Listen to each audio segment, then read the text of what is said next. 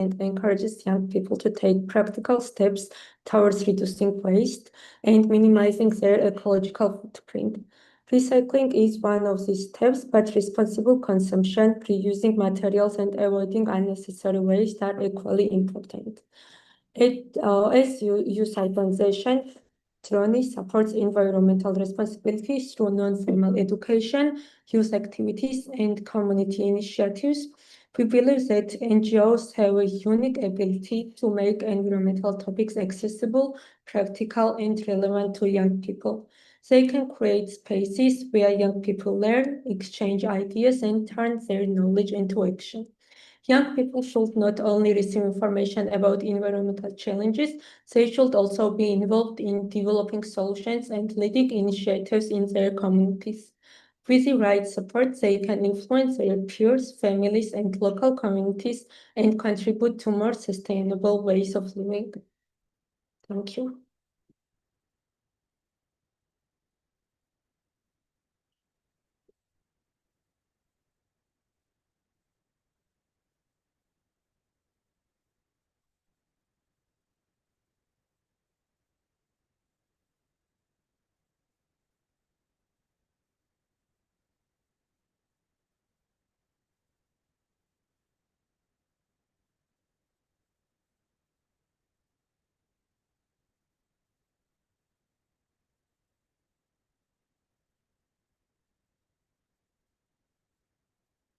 Thank you so much for being here with us. We are very happy that everybody has cooperated well for supporting this initiative. Here we have Aren that will take the floor first. He will be the first. I would like you, if you could be here with us for any comment.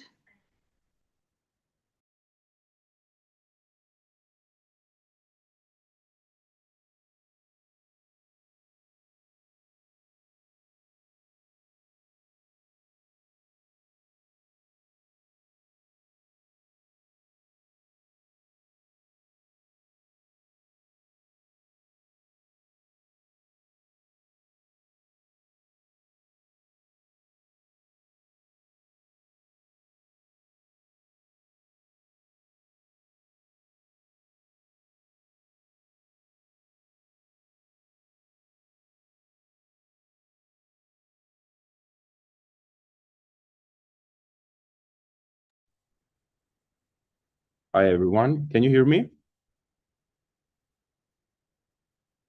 Yes. Do we have my... Okay, awesome. So my name is Aren, and I'm original from Armenia, but I live in Hungary. So today I'm going to represent two countries. Let me just open the presentation.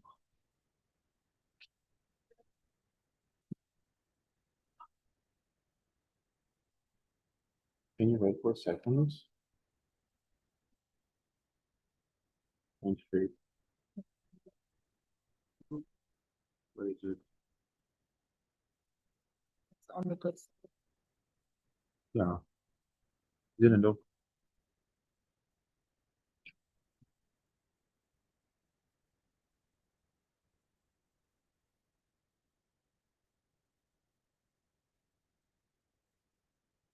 Right. Mhm.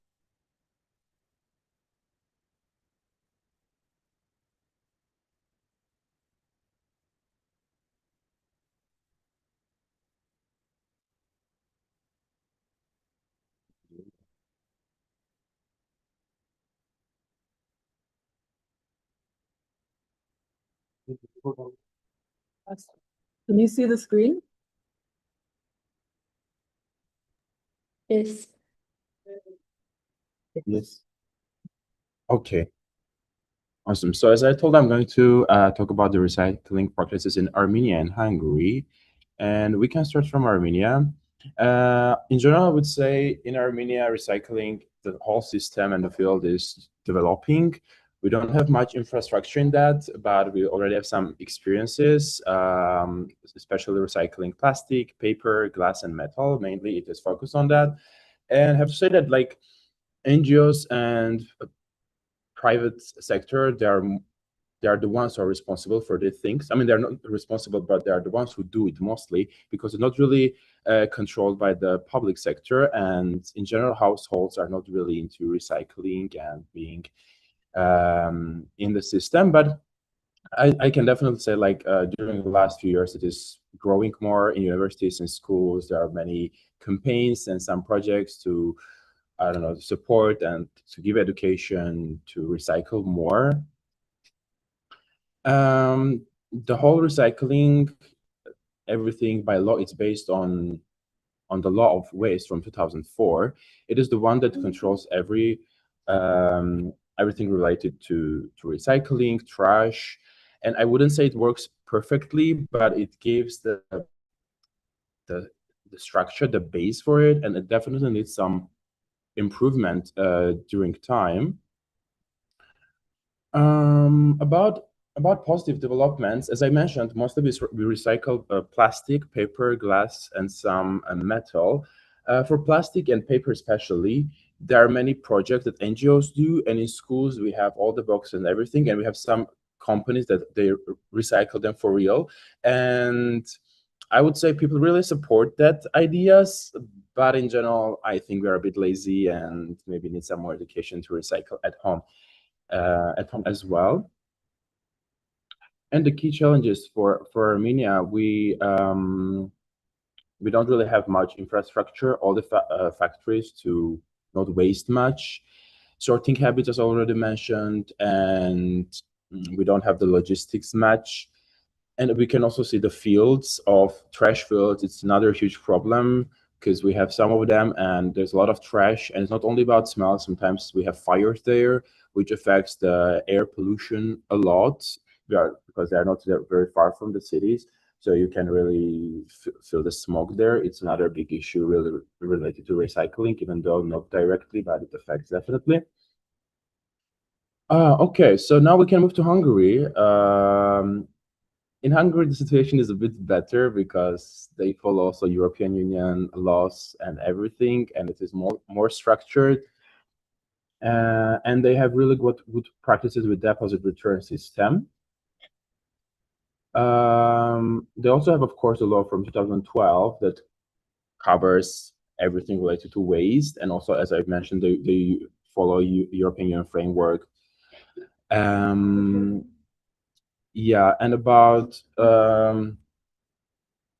successful recycling system for plastic bottles and for metallic cans, it's really popular. Mostly in every store, in every supermarket, they have the machine, and people actually do it. Even if they don't collect, they just put always next to the trash. They don't put it inside the trash. The people who collect, they take everything and then they put in the machine. So it's a way also to save and to recycle more, and it works for real. But of course, there are some challenges and future like space to develop in future, because I live in Budapest. So in Budapest, the situation is a bit better than in other cities, especially in small villages. But overall, I can see the positive dynamic there, and people are aware about it, and they really recycle. So if I compare two countries together, I would say definitely Hungary is leading because of European Union system and more practice, but both of them still have a lot of space to grow and develop. So yeah, I think this is it. If you have any questions, I would love to answer them. Oops, where's the meeting? Okay, I think there are no questions, so you can continue. You have to help me with the sharing the Yeah, screen. sure. Oh, it is far away. I know what you mean.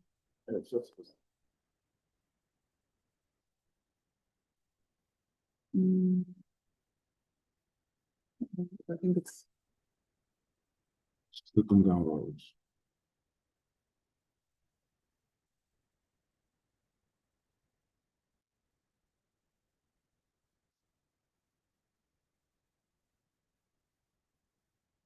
the Click screen. here. Yeah. Here. Show.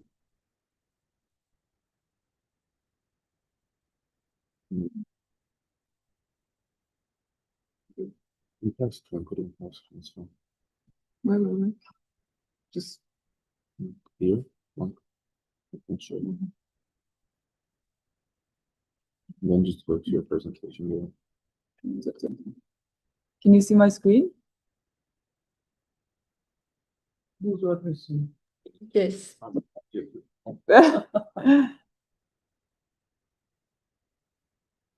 you can't see my screen. They can. No, but that's not what we. Live stream is now. just a boost to lights. Okay. So my name is Ellie. I will tell you about the recycling systems in Austria. And yeah, so Austria is very well performing in the EU for recycling, but it also has some problems, and I will tell you more about this in a second. So the first recycling stream is bio-waste and composting. I have to say there's we have trash cans for bio-waste everywhere in Vienna and also in Austria, and they use compost and they turn it back into soil, and it's an industrial recycling system. But also on the countryside, it's not that popular because a lot of people just have a compost in their backyard, and I'd say that's even more popular than the industrial version. Then for paper and packaging, Austria was one of the first countries to actually have a paper recycling system that works because of the ink. You can't recycle paper when there's toxic ink on it. And Austria was one of the first to implement this. And for glass and metals, for glass, it's separated after white glass and colored glass. And that works very well in my experience. Now to the plastic and yellow sacks.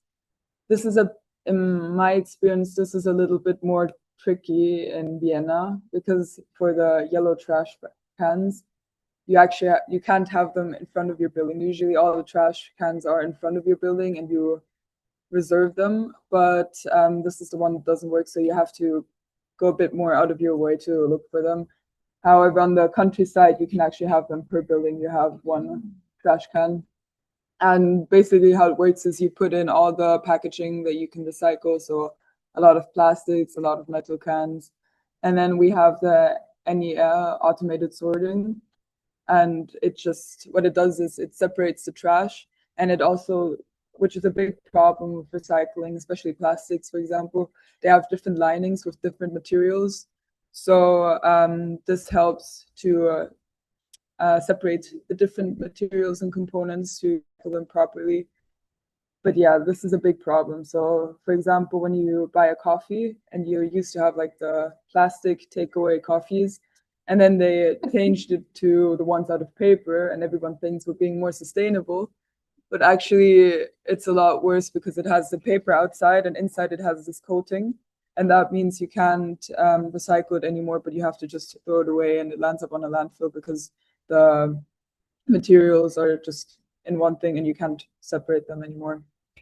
And for purity targets, we have a big chain, and that's also what I meant with the plastic and the separating of the materials, because usually when you recycle, you downgrade, you downcycle, and you don't recycle, so the material loses a lot of qualities. Now to some important bans in Austria. So the first one is the landfill ban, where we implemented this really early, where we have this ban that you're not allowed to put anything on a landfill which is untreated. So anything that's organic, it's not allowed to go on a landfill.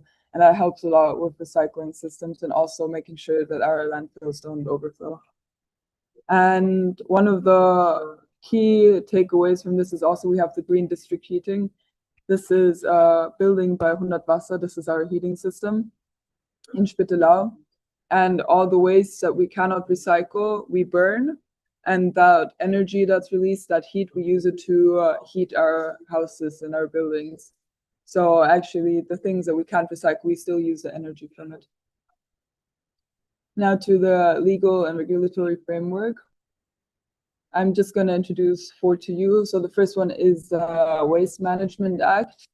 Second one is the Packaging Ordinance. Also for this one, the EU is bringing out a new guideline or a new law I think it's supposed to come out next year, but they're still working on the exact part, and it's supposed to with how packaging is dealt with in the EU and how packaging is dealt with in the EU, and also how much air and how much, like for example, if you have a packaging of chips, then you have the chips and then 90% of it is air. That's not allowed anymore because it takes up too much space for transporting. Then we have the Deponieverordnung, so the landfill ordinance, which I talked about earlier, and the deposit regulation, which is quite new. It's 2023.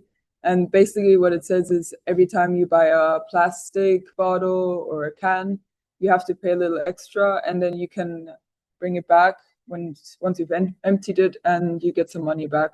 And it works really well. We have a very high rate, and you can find it in every local supermarket. You can find it everywhere, and everyone just collects all the trash they have, and you get money back. So this is again the deposit refund system. So per can you get, or per bottle, you get back 0.25 euros, so 25 cents, which is a lot if you drink a lot from plastic bottles, and it works really well. Now some challenges and weaknesses for Austria. So first of all, the strict EU plastic targets. So we have high recycling rates, but they could be higher. I think Germany is higher and a lot of Nordic countries. And again, if you have different materials stuck together, it's very difficult to recycle, and most of the times you can't actually recycle it. And if anything, it's only downcycling. Then there's high costs for separating all of the trash. And there's the raw material problems where when you make a plastic bottle completely new, it's cheaper to produce than when you use a recycled bottle, because it takes a lot of energy and a lot of money to clean it and to make sure it's okay and to burn it again. Yeah. And now for the recycling infrastructures, there's three main parts. There's biogas, the composting. Like I said, that's the industrial compost where you put the food waste and turn it back into soil for nutrients and green energy. Then you have the glass recycling system with clear gas and colored glass. And then you have the deposit refund system where you put the bottles and the cans in. And now some recommendations, some takeaways from the Austrian recycling system is, first of all, the same law with the landfills where you can't put organic waste on landfills. Then also the deposit system works really well. And also urban district integration and eco-design. This is also what I meant with the materials being separated. And those would be some good points to implement. Thank you for your attention. And if you have any questions, I'm happy to answer them.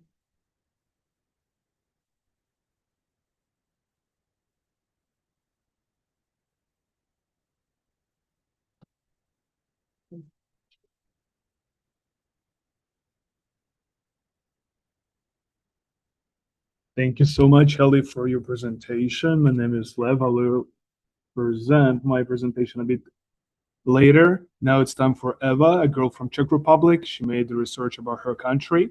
So Eva, the ball is yours. 1 minute. Okay, so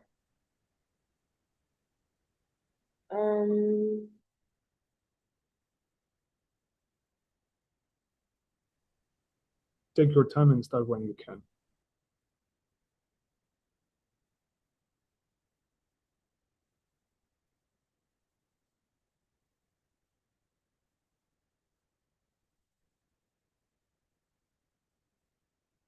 I'm sorry, I forgot how to make it present in this app. Okay, I think I will just use You just a PDF. continue with this. It's visible.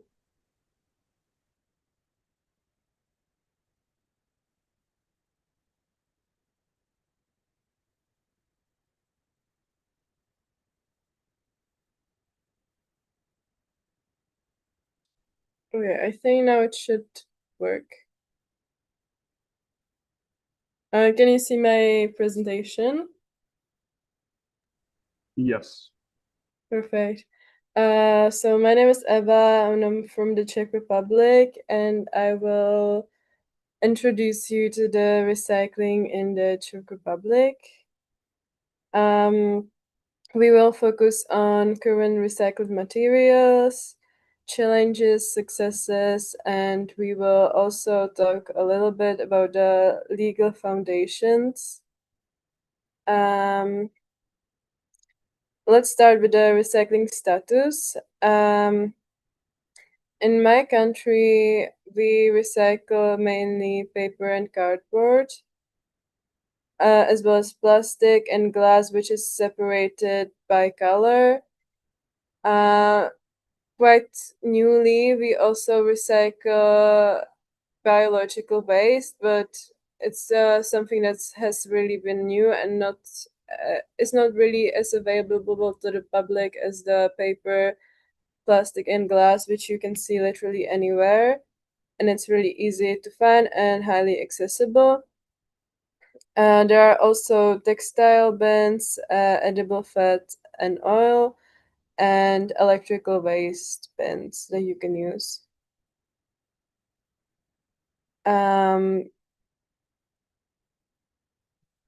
The municipal recycling rate is 44%, and it has been rising, which is a good thing. Let's move on to the challenges and successes. One of our key challenges is landfill reliance, as we don't possess many of the factories that are needed for recycling. We are highly reliant on the landfill. Also, what makes this really possible is the low fees that are connected to landfill. So it's a cheap and highly accessible way of non-recycling, and there isn't really a political drive to change this. But let's move on to the bright side, which is one big success, the EcoCom system, which maintains one of Europe's densest systems and covers over 70% of packaging materials and makes recycling easy for everyday people. I would now like to present the national SWOT strategy. I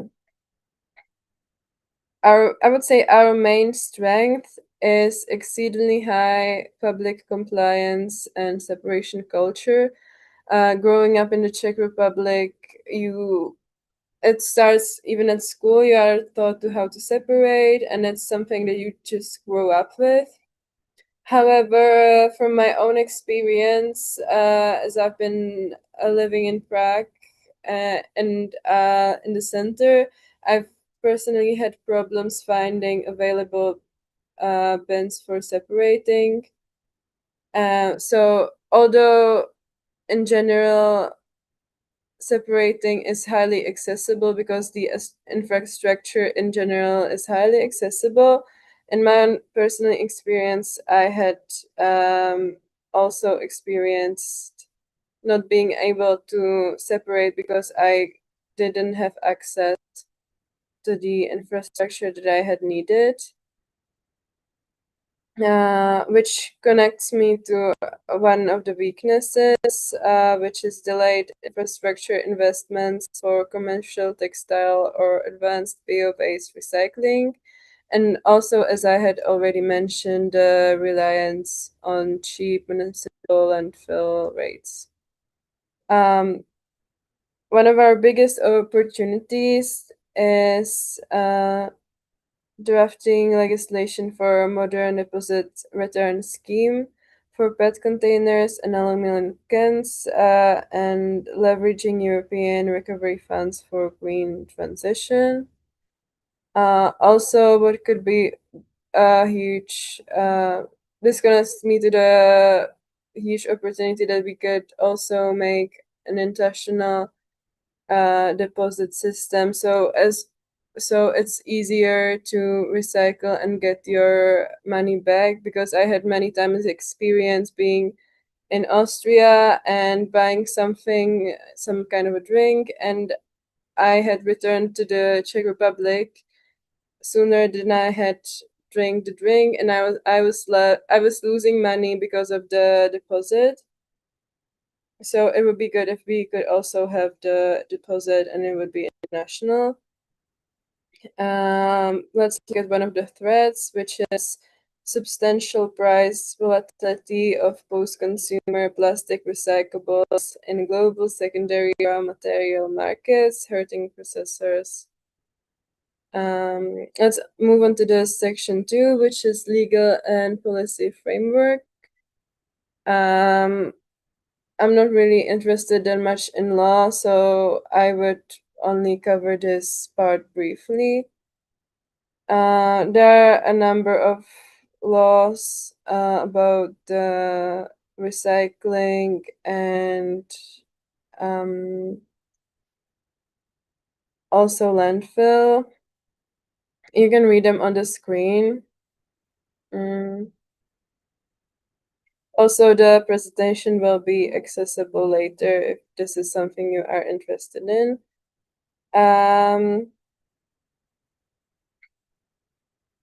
Let's look onto the effective policy levers. Landfill tax escalation.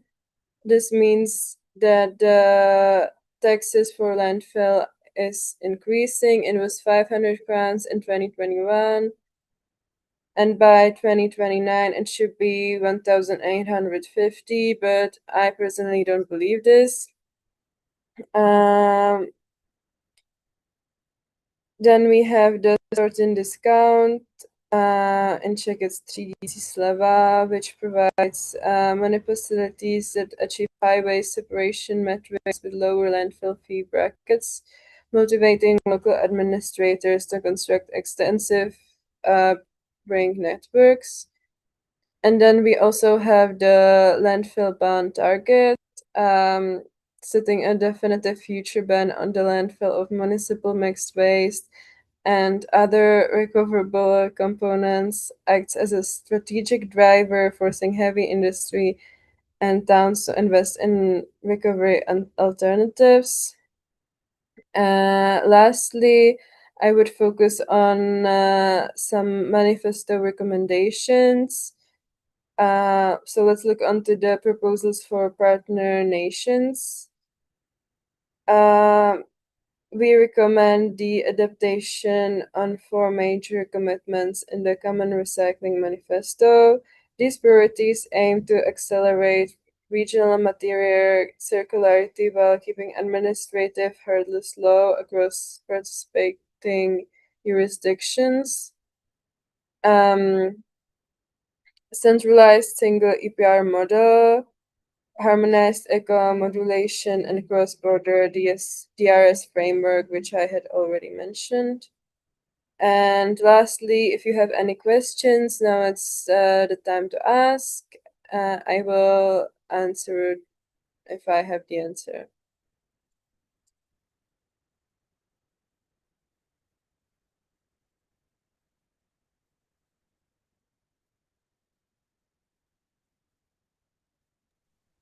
Thank you so much for presentation, Eva.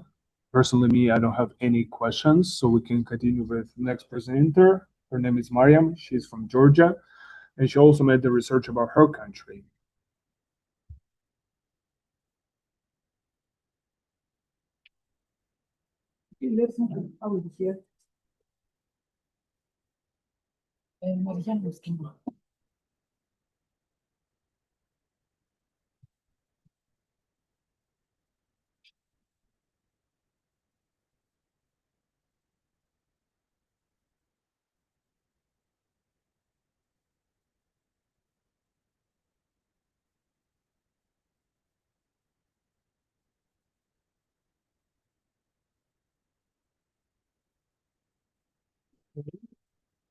If you can see me and hear me.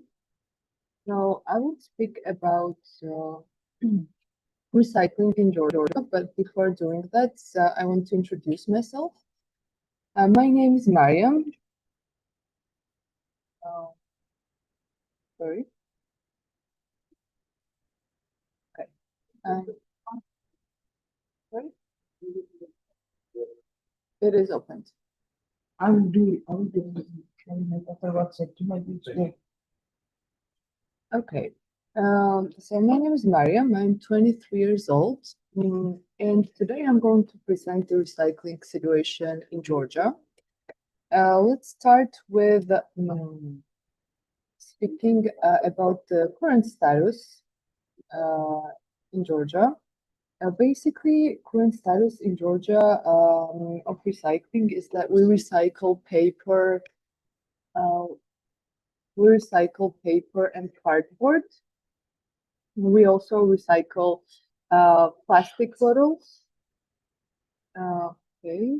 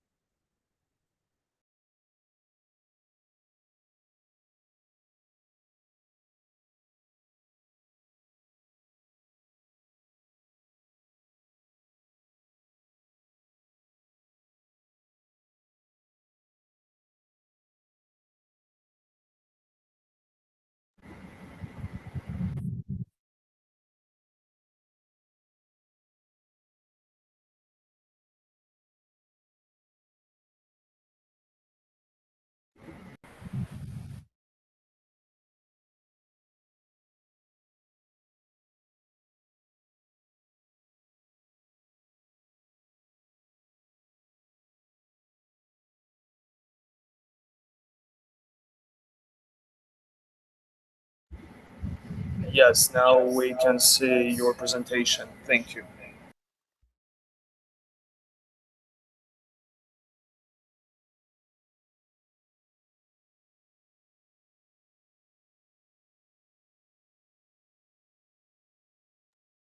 Mariam, you're muted.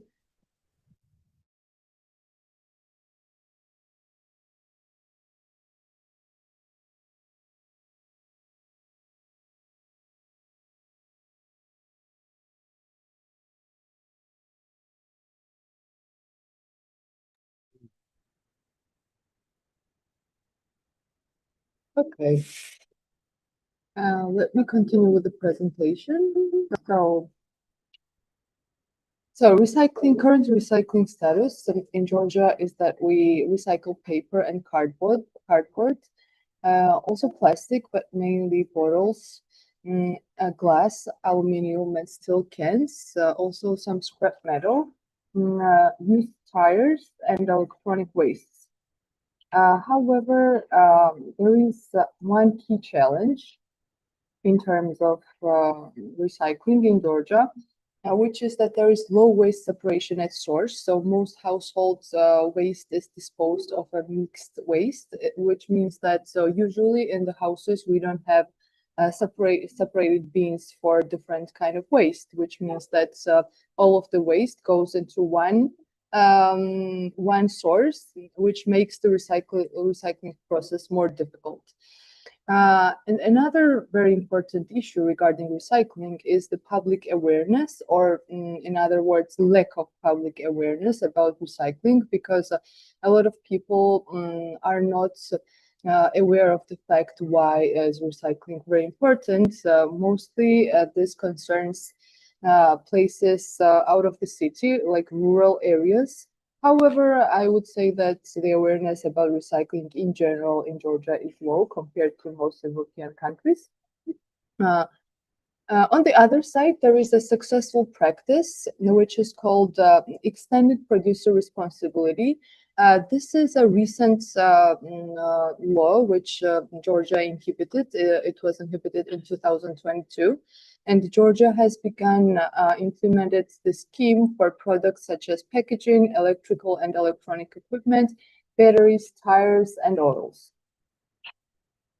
Now I would like to kind of do a SWOT analysis about Georgia's recycling system.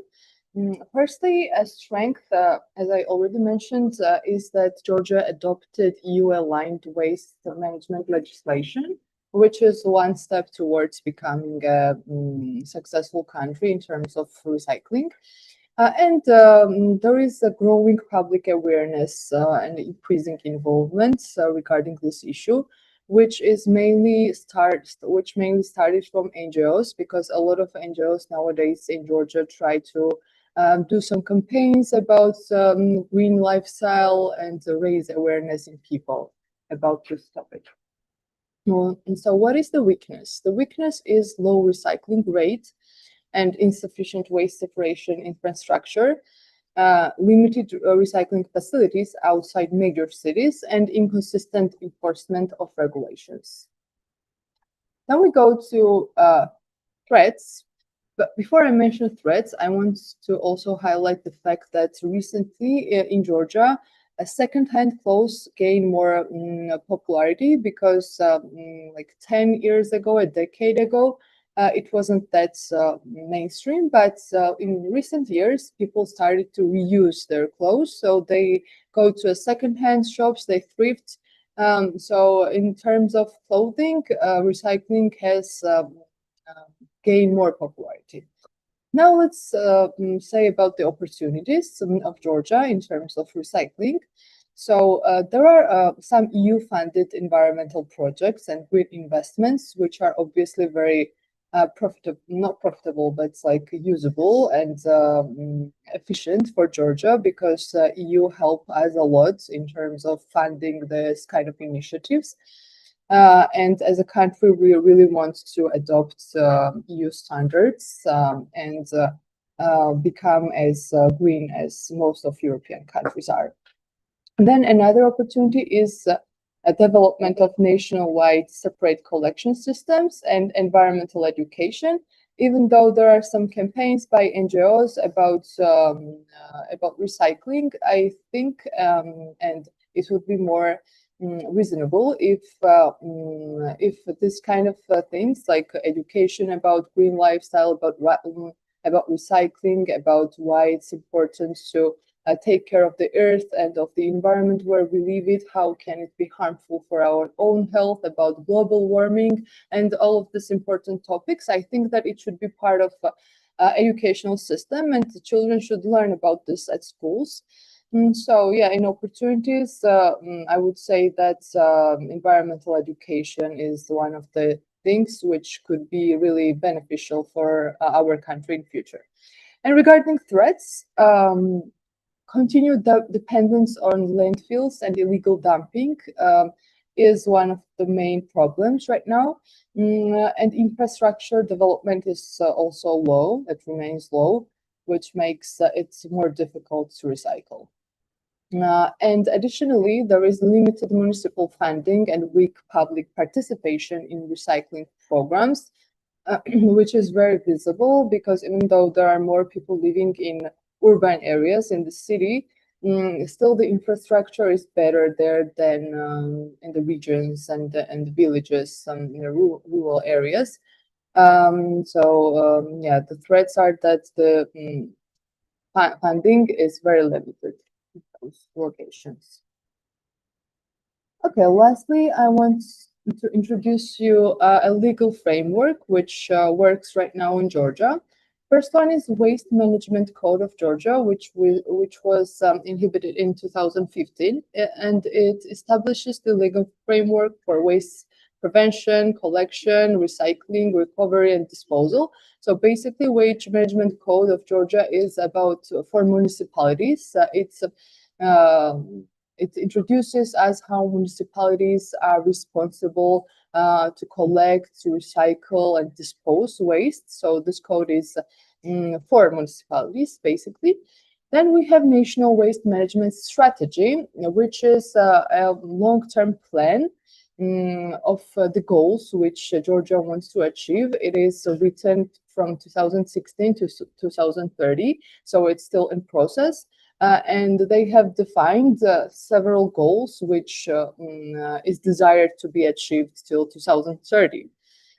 Then we have National Waste Management Action Plan, which provides practical implementation measures. So if the National Waste Management Strategy states several goals which we want to achieve, National Waste Management Action Plan provides how we should achieve it. So it's more action-oriented.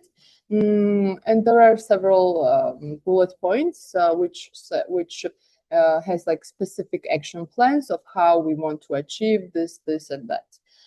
And lastly, there is regulations implemented extended producer responsibility, as I already mentioned, EPR, extended producer responsibility, and this is how it is defined.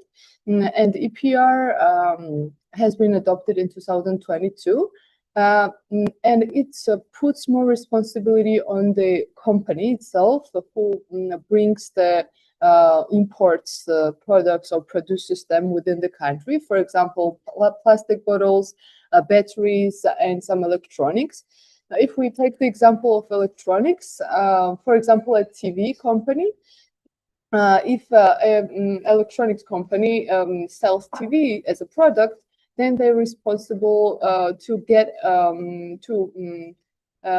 away with it. It's like if this TV gets old, then they're responsible to somehow destroy it. They're responsible for their waste. So this regulation puts more responsibility on the company itself and whoever sells the product, and not the government. And in general, extended producer responsibility concerns packaging, waste electrical and electronic equipment, batteries and accumulators, end-of-life tires, and waste oils. So every company which has something to do with these products, they are under the influence of extended producer responsibility program. Okay, this was my presentation about Georgia. I did a small introduction for you how recycling works in our country. We have still a lot of things to do in future in order to improve this field. However, I think in the last years we did progress in this sphere, and I hope we'll keep progressing. Thank you, everyone, for listening. Now I will give space to the next. Is here, if it's here, Kathy, from Yes. your supporting organization, she could also comment. Because she will be received as a special guest. I don't know if she's here. I don't know as well. Kathy, can you hear us? Yes, I can hear, but I didn't understand what was the question. Okay, if you want to comment anything about recycling system in our country, what do you think about it? You can say a few words. I think it was pretty great presentation. Thank you, Mariam. Nothing to add from my side. Sorry, Kathy.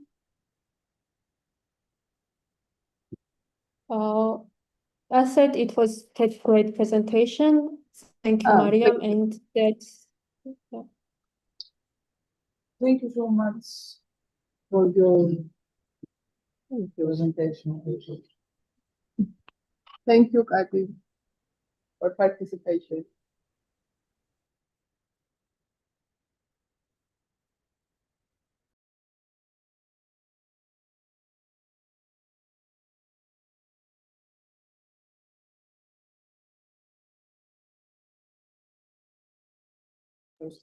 You can talk.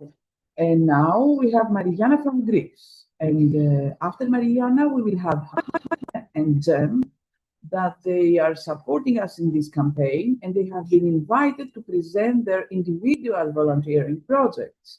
Mariana, the floor is yours, and please, Jaime and Jem, start on preparing your presentations because you followed. Thank you. Okay, let me also open the camera.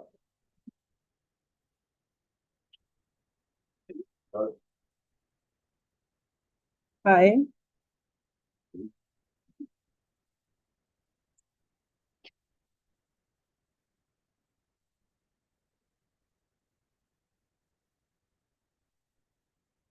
Can you hear me and see the presentation? Live? Can you all see me? Yes, we can. Can you see the screen? Okay, thank you. So I'll talk about the Greece recycling process, which is a bit bad. Also, like in between the European countries. And yeah, recycling is the process of converting waste materials into new materials and objects. The Greek population made 107.7 kilograms of waste in 2023. This is the newest numbers I could find. And only the 51.7 kilograms were recycled.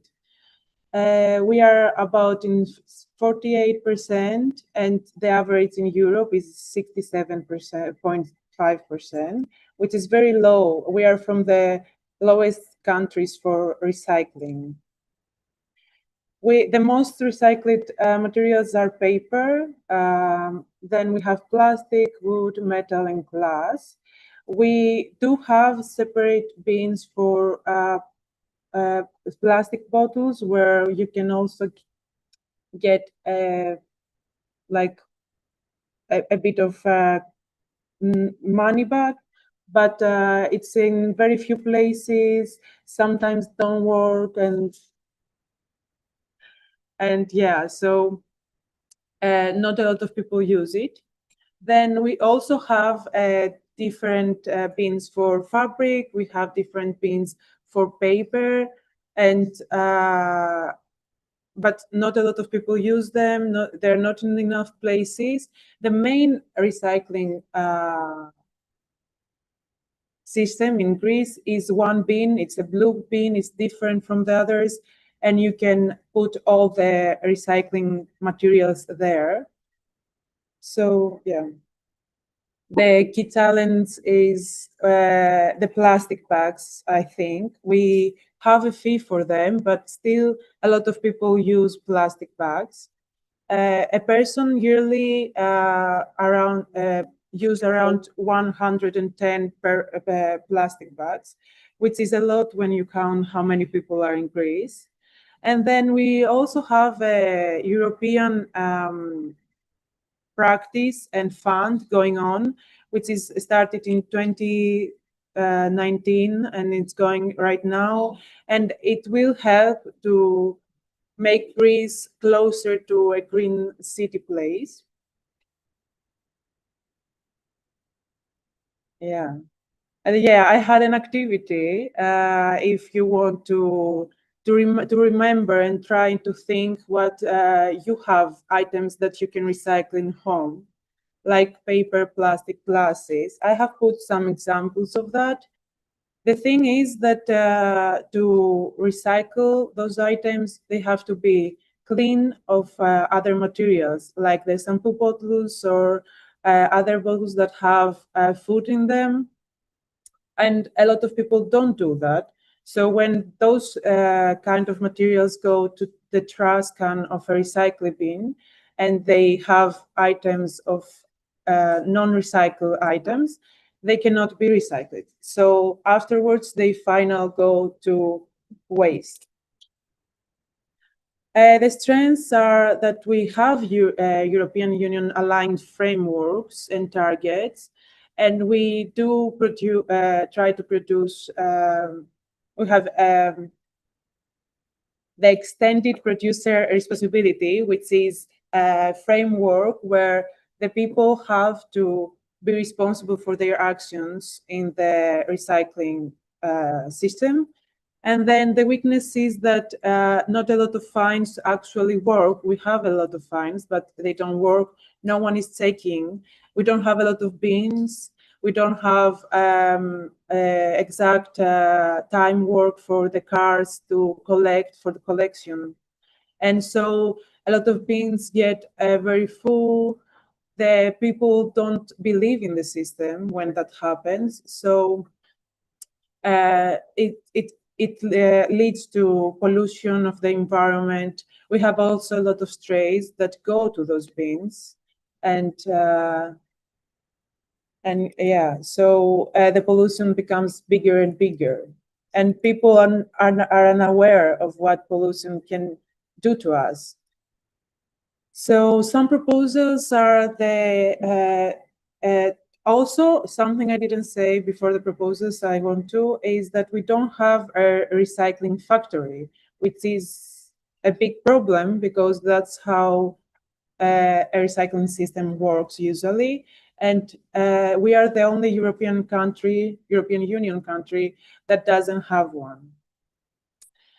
Proposals for Greece would be like to increase inspections of recycle centers to see if the system works right, to build factories for recycling because we don't have, and to actually operate the fee, the tickets, so people will be more careful for what they throw to the recycling bins and what waste, and to increase educational programs in schools so people become more aware and understand better how they have to work for a better environment. So yeah, we have some laws that are right now is the extended producer responsibility, as I said, which is about how people manage their waste. And the EU aligned framework and target, which is about recycling policies that are supported from EU. And they create clear targets for waste prevention. But they are not very effective right now, as I said. If you have any questions, and I have also Eleni from my supporting organization, if she can say a few words. Yes, hello, this is Eleni. I would like also to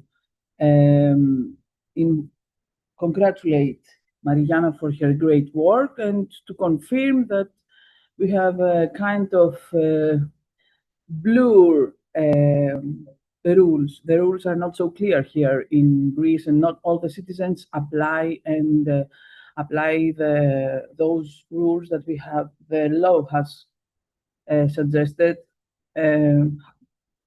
So in schools, while being also a director in a primary school, I can say that from 1990 and after, we have many ecological projects in schools, and they have been until now much. They have been upgraded, so we have many networks of ecological schools, networks of ecological projects, especially in primary education. In secondary education, the problem is that because of being focused in the specialization and the profession that the teenagers will follow, this is a great weakness because the ecological programs and projects are very few. This is a weakness of the educational system, I can say, and it gets much worse when we speak about 16 to 18 years of age. Do you agree, Mariana? But after 18, when we get adults, then we shall consider the university responsibilities, which is another weakness because there is not a systematic approach, promotion, and prevention of the nature of the environment. There is not any campaign or any department or even an office supporting youth or making regular trainings during the first year or even further. And I think this is a great weakness of our educational system, the tertiary education. And as an EGO, because I'm also a member of the board of the MIGO that supports and coordinates this campaign, we try our best to activate and make more aware our youth. And that is all from my side. Mariana, do you want to add something? No, I think you. Okay, thank you so much. We go to Jaime. So, bye-bye.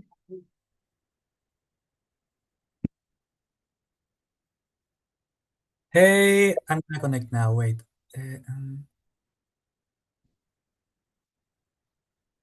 Okay. And all this time. I'm gonna share screen. Wait. Oh, good. I go. Jaime, hello. Hello. Hello. Do you see my screen? Do we see his screen? I think you are co-host, aren't you? Yes, you No, are a we don't co-host. see it. No, we can see it good. We can see your screen, but we cannot see your presentation. Can you please open your Wait. presentation? Um, mm, mm, mm. Okay. Now, do you see my screen? No, or yeah, I don't know. Tell me. We see your screen, but we need to see your presentation. We see like Okay. Zoom screen. Okay. I think now. Now? Yes, it works. Okay. May I ask a favor, So, Jaime? Can you please start from your introduction, uh-huh. and then we can slowly go to your presentation. Thank you. Okay, yeah. So I'm gonna introduce myself. I'm Jaime Sanchez. I'm from Pamplona, from Spain, but I'm studying now in Barcelona landscape architecture. I'm in my second year, and I made during this month of July a project that it will be 2 months long, but for personal issues, I could only make 1 month. So I'm going to explain what I've done and also what are the possibilities in this place because for the future volunteers that want to participate in this park, that is Karatasu Park, maybe it's useful. So first, I also want to thanks to European Solidarity Corps, to San Roy, and also my university, la Universidad Politécnica de Catalunya, because they give me this opportunity to make this project. So I'm gonna start introducing. I don't know if do you know if the Zoom is interrupting the view or not? The Zoom window. No, I don't know. no, Okay. it, Okay. Perfect. So here I have like a little bit of information about the placement of work. In the right, you can see a map of Thessaloniki. On top, you can see a rectangle, a black rectangle that is the Karatasu Park. So you can see more or less the proportion between the city and the park. Also, here you have some information about Thessaloniki and Poligny. I don't want to read it because it's maybe too technical, but it's talking about the urban development of these places and the population and the surface that it has.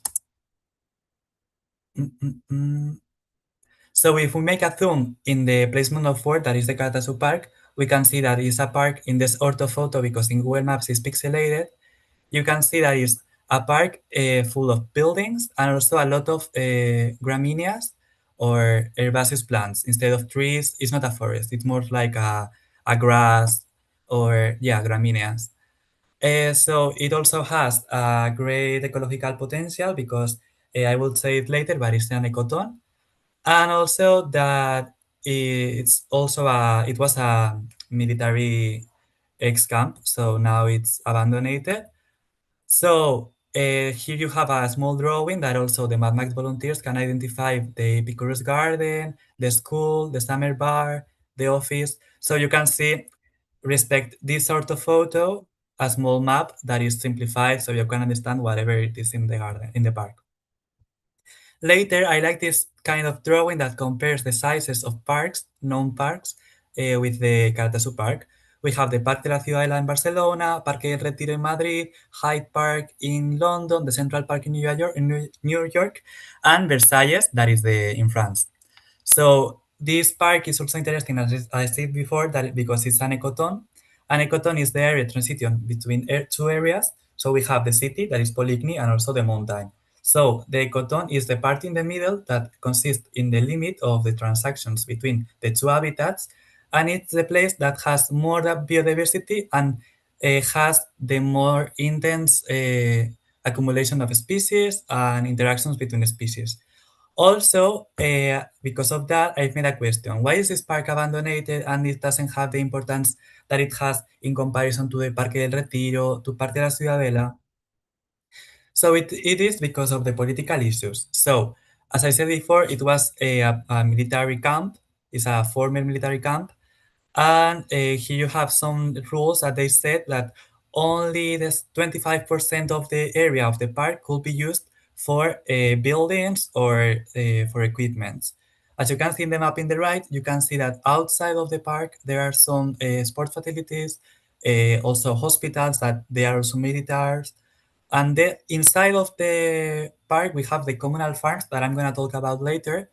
And also, I like this table that is on the down part of the presentation that is talking about how we use the space. So if it's private or is public as common or is abandoned.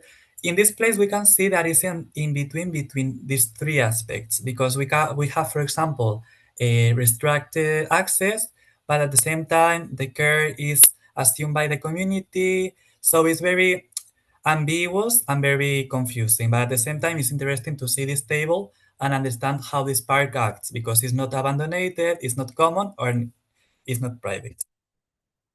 So the percas is the gardens that I told before that they are inside of the park. So these gardens or these orts, they are made by neighbors from the Poligny and the Pablos Melas, and they established in 2011 for making a self-management and ecological sustainability and solidarity economic space that permits the people to interact and have this space of the garden or the park that nowadays is being used for agricultural uses. Yeah. Here we have some projections that, for example, I think that this is one from 2016, and it's from a university campus that if you can see in the map in the middle on top, it's like another campus that they want to expand the university to the north. But at the same time, it wouldn't be possible because as I said before, only the 25% of the surface could be used for buildings. Also, all the information that I taken is from these two persons, that is Socrates Seitanidis and also Georgios Gritsas.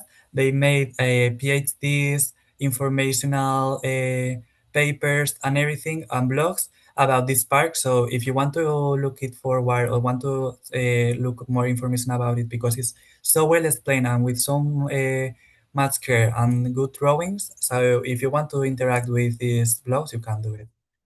And thanks for your attention. And as I said before, thanks to San Roy, thanks to ESP, and also thanks to UPC. Bye bye.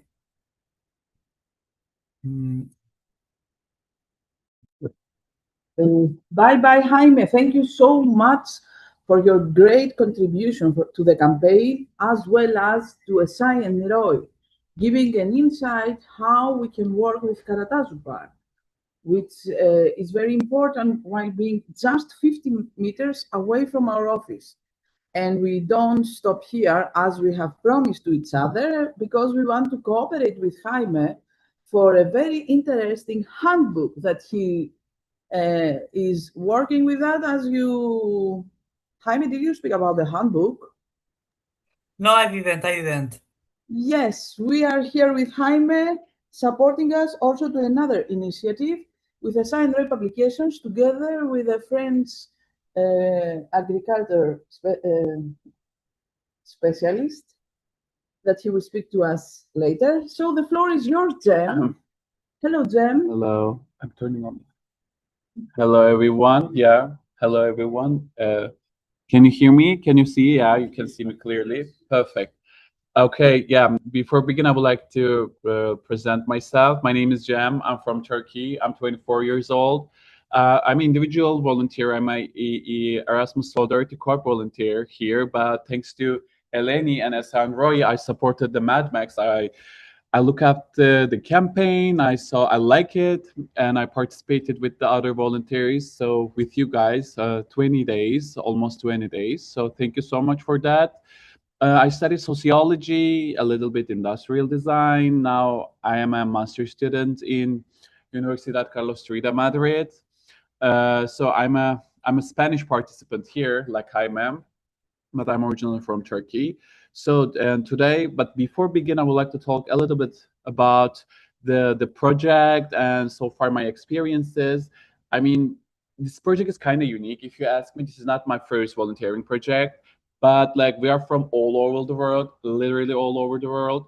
We have French Guyana citizen, we have Chinese citizen, we have like Turkish, Armenian, like from all over the world, and the Europe, of course, from different professional backgrounds, from social work to architecture, to be more specific, landscape architecture, automation engineering, to the performance artist, dancer. So like I think in that sense, this project is kind of unique. So I would like to thank you to Eleni and Esain Roy to support the Mad Max campaign through my PR skills. So let me share my screen with you guys. Give me a moment. So this is the you can, I hope you can see it properly. Yeah, perfect. Okay. So I'm gonna a bit zoom in. Everything good? Okay. So, I mean, this is the output of the, I mean, this is AI generated image, of course, as you can see, but this is the output of the inputs and the project, what we have done so far. So our locus point of our, the locus point of our project is the Karatazu Park of Polychny of Thessaloniki. Based on this, actually, we are talking about. Why? Because this park is that, how can I say, it's actually, the Jaime used a great term that my plan was to use that in a social sciences sense. It's an ecoton. It's a social ecoton. We sociologists like to adapt the other academic disciplines term and to make social before that, so make it sociological and the social science related topic. So it's a social ecoton place, actually, Karatazu Park. Why? We have garden there. We have summer bar. It's a sport place. It's a community neighborhood place. Like people can go with their families. The children can play. People also do some art. There are lots of graffitis. Like there is like an open space area people can do. Like a few days ago, actually, I saw like a baby shower there. So it's one of its kind places in the whole Thessaloniki and maybe in the Balkans in that sense. So that's why the Karatazu Park it's important and singular in the other European parks, among European parks. So first of all, of course, to start with the campaign, we will introduce the Mad Max campaign and the Karatazu Park. It is crucial because the park is our face, is the facade of everything, alongside the other elements, like in the second, the Epikuros garden. I mean, if you have a chance, you can visit us there. That we have a beautiful garden there. We worked in a small pot, and we have some fruits, and then we have hamaki. So it's important for us, not just for the recreational, but it's also we are using the compost materials to support our garden, and to, instead of using chemical pesticides, we are using the compost materials that we are all collecting from our houses, our homes, to bring there and supporting the garden in a sustainable way. So Epikuros' garden is the second part. In garden, it's not just, as I said, garden. Our waste becomes a resource and it supports the new life there. All doors become tables, the paletas can become a chair. For our summer bar, for example, in summer bar, it was kind of a ruined place, but through the graffitis and the public art, we supported, because we have, like, as I said, we are a very unique team. We have a performance artists and also at the same time visual artists in our group, and they supported us through visual materials for our summer bar, and turned into a kind of a rest point and meeting point and discussion space. And people started to ask about the question about while we are working about the summer bar. So this is the third leg of the project, our campaign. And the leaves fall. I mean, thanks to Jan and Victor, we have two gorgeous Frenchies with us, contemporary dancers. Through their perception, actually, how can I say, revitalize the Karatazu Park through motions. So it's not just a place that you come and walk, or just, to drink something, or, work in a garden. No, it's also a place that you can perform, you can move in an artistic way, with the lots of buildings and the open air spaces. Thanks to Jan and Victor, I mean, they will show their presentation to you later on. You will see it. And the leaves fall. This is the in-person side of our project, alongside the running and bicycling part. And Karatazu Park is a big part. Thank you again, Jaime, for your beautiful presentation to share to juxtapose the other parts of Europe. It's a good running and bicycling place. Like you can easily move and like a run, jogging. People are doing in the morning after sunset. It's really accessible in that sense. So we are thinking to through routes and the QR codes to support the park activity through like a sporty activities. So also I think one of the most important part is the community and the neighborhood promotion. I told you before, from like what we say in Turkish, like from 7 to 70 years old, like all cohort, all age groups can benefit. Is benefiting from the Karatalı Park. So I lost it. I'm sorry. Yeah, benefiting from the Karatazu Park. So we were planning to make WhatsApp groups, share our to hand our flyers in person to invite our neighbors, visit nearby cafes and shop, connect with other youth organizations, NGOs, and the running and cycling groups of Thessaloniki to promote our campaign. So there's, of course, I mean, it's yeah, indispensable part of the social media campaigns, which are like digital communication part, the Instagram and the other social media account like Facebook. They will be used, especially as I ruins the Facebook channel to promote our campaign. As I said, there's also physical promotion part. It's actually the base, but they will support each other. We're gonna keep it practical and easy to implement to reach people, to make posters, small flyers, QR codes for running and bicycling. So temporary directional signs, and of course our beloved volunteers and team stories that to make their work visible is also important. We are 15 people, so like we are over 15 people. There are lots of people, and everybody has great job so far. So their voice should be heard and should be cherished through social media, and through their experiences is crucial to understand the park as well. So far this is the social media campaign of PR campaign of the Mad Max project. Thank you so much for bearing with me. Thank you. And I thank you to Eleni and Esan Roy for this beautiful opportunity to participate in the project. Thank you. To them, you are great. So here we are with Duygu. Duygu will speak about Turkey.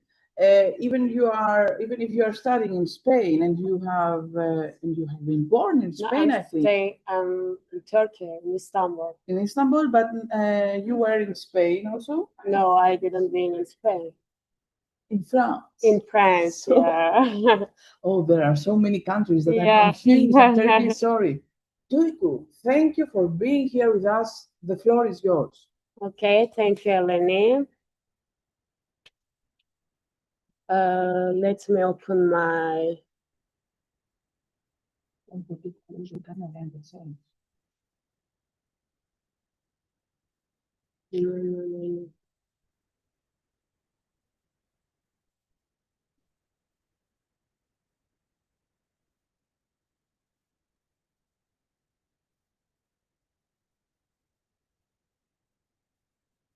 Can you see my screen?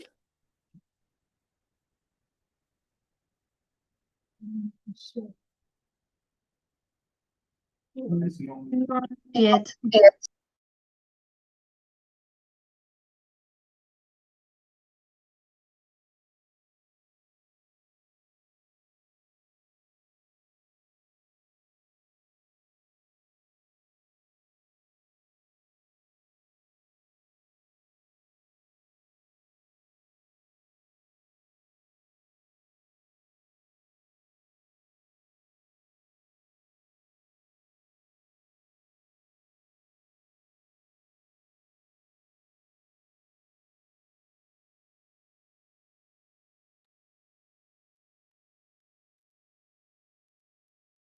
So, hello everyone.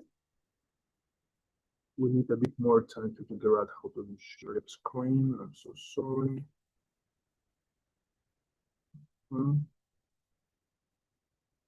Okay. Hello, everyone. My name is Duygu Boyacı. I'm 21 years old. I am control and automation engineering student. I'm here thanks to MedMax. I am volunteer here. So I am representing Turkey, and my title of representation is Recycling in Turkey, Stress, Challenges, and Future Opportunities. And I want to share a motto: don't be a part of pollution, be a part of the solution. This is my favorite motto. I hope it's also meaningful for you as well. So let me start with some short facts about Turkey. Turkey has a population around 85 million people. We have big cities like Istanbul, Ankara, and Izmir. And we have beautiful nature like big mountains, green forests, and long seas. And to protect our beautiful nature, we need to have environmental awareness need to grow every day. And young people, local communities, and governments need to take more responsibilities to protect our natural beauty. And now let's look at the laws about recycling in Turkey. We have mainly 3 laws. Firstly is environmental laws from 1983. It's our main law about recycling in Turkey. And the second one, and the most important one, is zero waste regulation from 2019. It's it requires recycling bins in school, public offices, and cities. Third, the waste management regulation from 2015 shows how to collect and process waste safely. And how recycling works in Turkey. In theory, local municipalities collect waste and colorful recycling bins are placed in city center for paper, plastic, glass, and metal. However, we have a real problem in practice. In most Turkish people don't separate their trash, even when citizens separate their trash and put it in street bins. Garbage trucks often collect all bins together. And then there is no point in separating the trash. When people see this, they feel disappointed and stop separating the trash. But here's a good news. Turkey has a strong private recycling factories and great technology. If we fix the collection system and separate waste at home, our industry is ready to recycle everything successfully. So how waste recovery rates, progress, and goals. So in 2018, when the Zero Waste project started, Turkey recycled only 13% of its waste. By 2020, this rate reached 19%. Today, in 2025, our recovery rate is 37.5%. Since 2017, we have recycled over 90 million tons of materials. Our goals for 2035 is to reach 60%. This shows that we are making progress step by step. So Turkey has some projects for the environment. The Zero Waste project, I talk about it. Education in school, children learn about recycling and waste separation through workshop and special activities. Reverse vending machine is a newly started implementation. It's just start this summer. In some subway station, people put plastic bottle into machines and get money. And lastly, cleanup events. Young volunteers regularly clean up beach, parks, and forests. Oh. Okay. So despite this good project, we face big challenges. First, recycling bins are not available in every small town or neighborhood. Single-use plastic is still very popular, and some people still throw litter on the street. Second, we have a major economic issue because Turkish homes don't separate their waste. Local factories cannot find enough clean recycled plastic in Turkey. To keep operating, Turkish companies pay foreign currency to import plastic and paper waste from European countries. Importing waste from Europe while burying our own trash in landfills is a big mistake. Also, not all important waste is recycled. Some of it gets burned and dumped, which hurts our nature. If we recycle 100% of our own domestic trash instead of importing European waste, we can stop buying plastic from abroad, save money, cut down new production, and protect our environment much better. So, what is my observation? During this project, I realized that recycling is not just about throwing away garbage. Recycling is about gravity, using old things again instead of buying new ones, responsibility, making small, smart choices every day, teamwork, acting together as a whole community. Working with recycled materials really changed my personal perspective on consumption and waste. And I want to talk about my suggestion. Firstly, mandatory home sorting, make waste separation mandatory at home and ensure municipalities collect separated bin with different trucks. Secondly, stop waste import, focus on recycling 100% of domestic waste, so we don't need to import waste from Europe. And next, environmental education, teach zero waste habit in all schools from an early age. And lastly, support local projects, give more financial support to young environmental projects and local eco startups. That was all for my presentation. Thank you. Thank you. Thank you so much being with us, Tuitu. Your presentation was great. Happy to hear all these interesting and quite of analytic review and nice suggestions. Here now we go to the next. Thank you. We go to the next. We go to Anya. Anya, even if she is from China, she also comes from Italy. Italy. Yeah. But we asked her to speak to us for China. Yeah. Let's see what's going on with this country and recycling strategies. The floor is yours. Are you ready? Yeah, I'm ready. Thank you, Eleni. Let me try. One second, please. Excuse me, Eleni. Spain, I think, was first. Spain. Oh, Spain is first. I'm terribly sorry. Julia, I give the floor to you, and you was from the first people that joined the Zoom. I'm terribly sorry. No, okay, it's because I have a guest, and she has to go. Yes, it's. Thank you so much. The floor is yours. Can you check if you can have the online presentation, please? Oh, yes, Julia, yes. we are very happy to have with us, Julia. I will put the the presentation.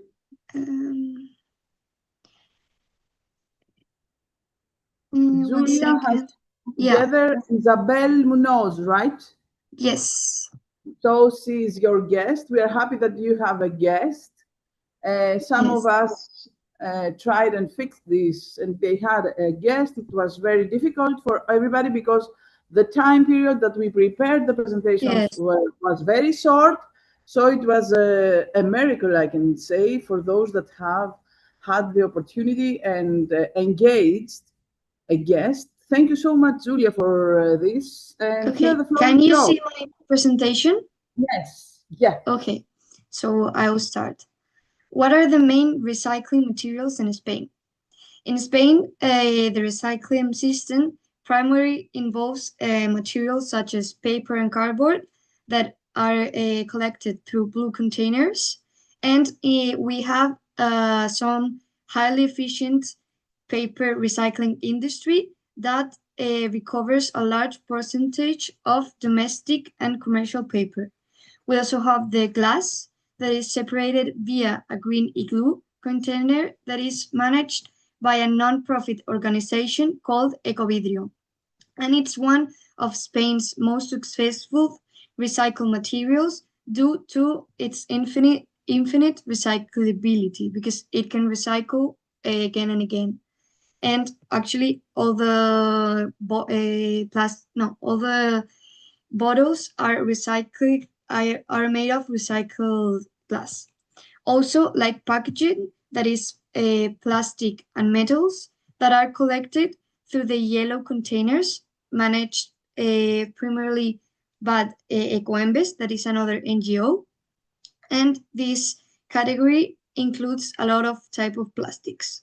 Also, the brown container, that is the organic matter, the bio waste, that through historical logging, it has become the primary focus now, because it's the bin that is less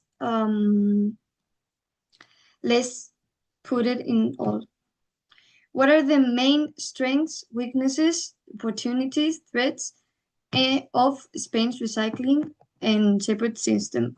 Okay, well, the strengths are that we have a robust collective responsibility, because there's a very extended produce responsibility with the networks like Ecoembes and Ecovidrio, like I said, that are different NGOs.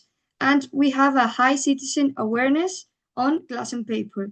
And the public participation is firmly consolidated across most parts of Spain, sorting like the basic fractions like glass and paper. The weaknesses actually go in the regional infrastructure disparities, because there are marked differences in the recycling systems of the different autonomous communities in Spain, because some of them have like more finances, and some of them have more money to give the taxes and to spread better all the things. Also, the low purity in packaging, because in the yellow container there are a lot of type of plastics, as I said earlier, and there are high rates of improper materials, because it's very difficult to sort all of that materials, and it takes a lot of money. The opportunities are the green job creations, that it's called green jobs, but they're not actually green jobs. It's only the jobs that are created for separating all the trash and the things, for example, the plastics, and there are some drivers that are in charge of taking all the trash and send it maybe to another countries. So that's not a good thing. So then it's not a green job, but it's called like that. And some of the threats are the European Union's penalties and infringements, because the failure to hit the strict European circular economy, it's actually pretty high, and there are heavy financial sanctions if you don't sort the things and the trash very good. Okay, and regarding to the challenges in Spain, we have a challenge with the landfill dependencies, because we don't like meet the European Union recycling targets, because, for example, a significant portion of the municipality solid waste, it actually ends up in landfills and sent away, and that doesn't complement the European goals So, for example, the mixed waste, that is diapers, cigarette butts, and all the other things that can't be recycled in the other containers, actually doesn't have a very good cycle of recycling. However, one successful practice involves the glass recycling network, Ecovidrio, because Spain's recycling glass framework is widely recognized as high successful through a lot of the environmental campaigns.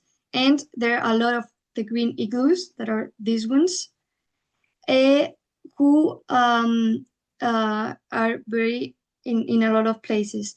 And Spain consistently achieves glass reducing energy consumption, but above the 70%.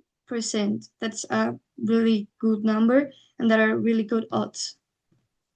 Okay, and regarding to the recycling and waste management laws and regulations, there is the Law 7/2022 on waste and contaminated soils for circular economy, that in Spanish is Ley 7/202 de residuos y suelos contaminados para una economía circular, that is about the strict reduction targets maps out of the mandatory collections of the new types of waste, like textiles, the oils, and some of the domestic waste.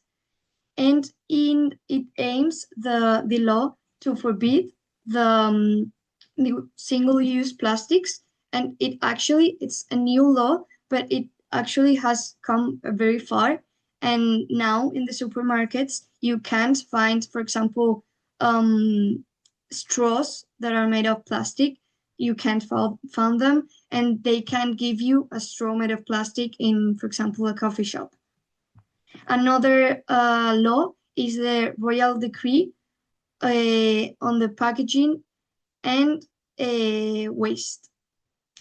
So this regulation sets a specific and escalating recycling targets exclusive for commercial and industrial up to 2030. I mean, it's like it's been implementing little by little, and it has all these logos that are put in all of the products we can buy, and it tells us where should the waste be thrown.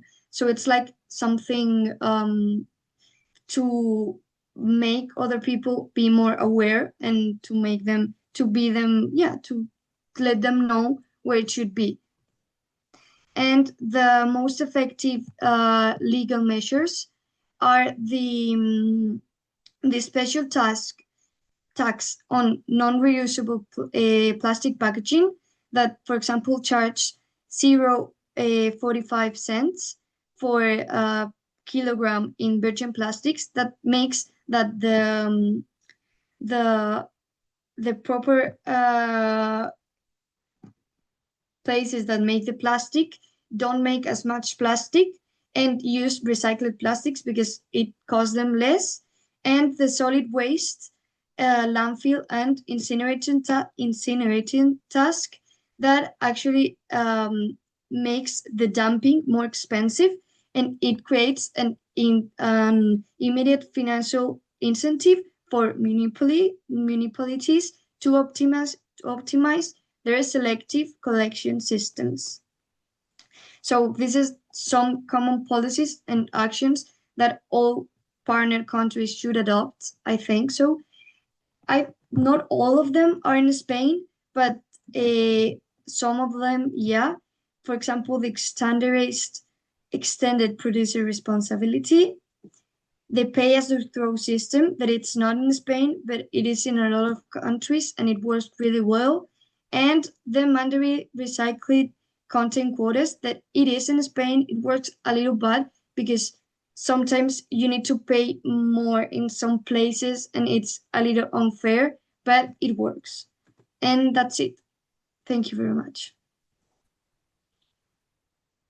Okay, thank you for Julia's introduction for Spain. 1 second. And my guest should talk like 3 minutes, sorry.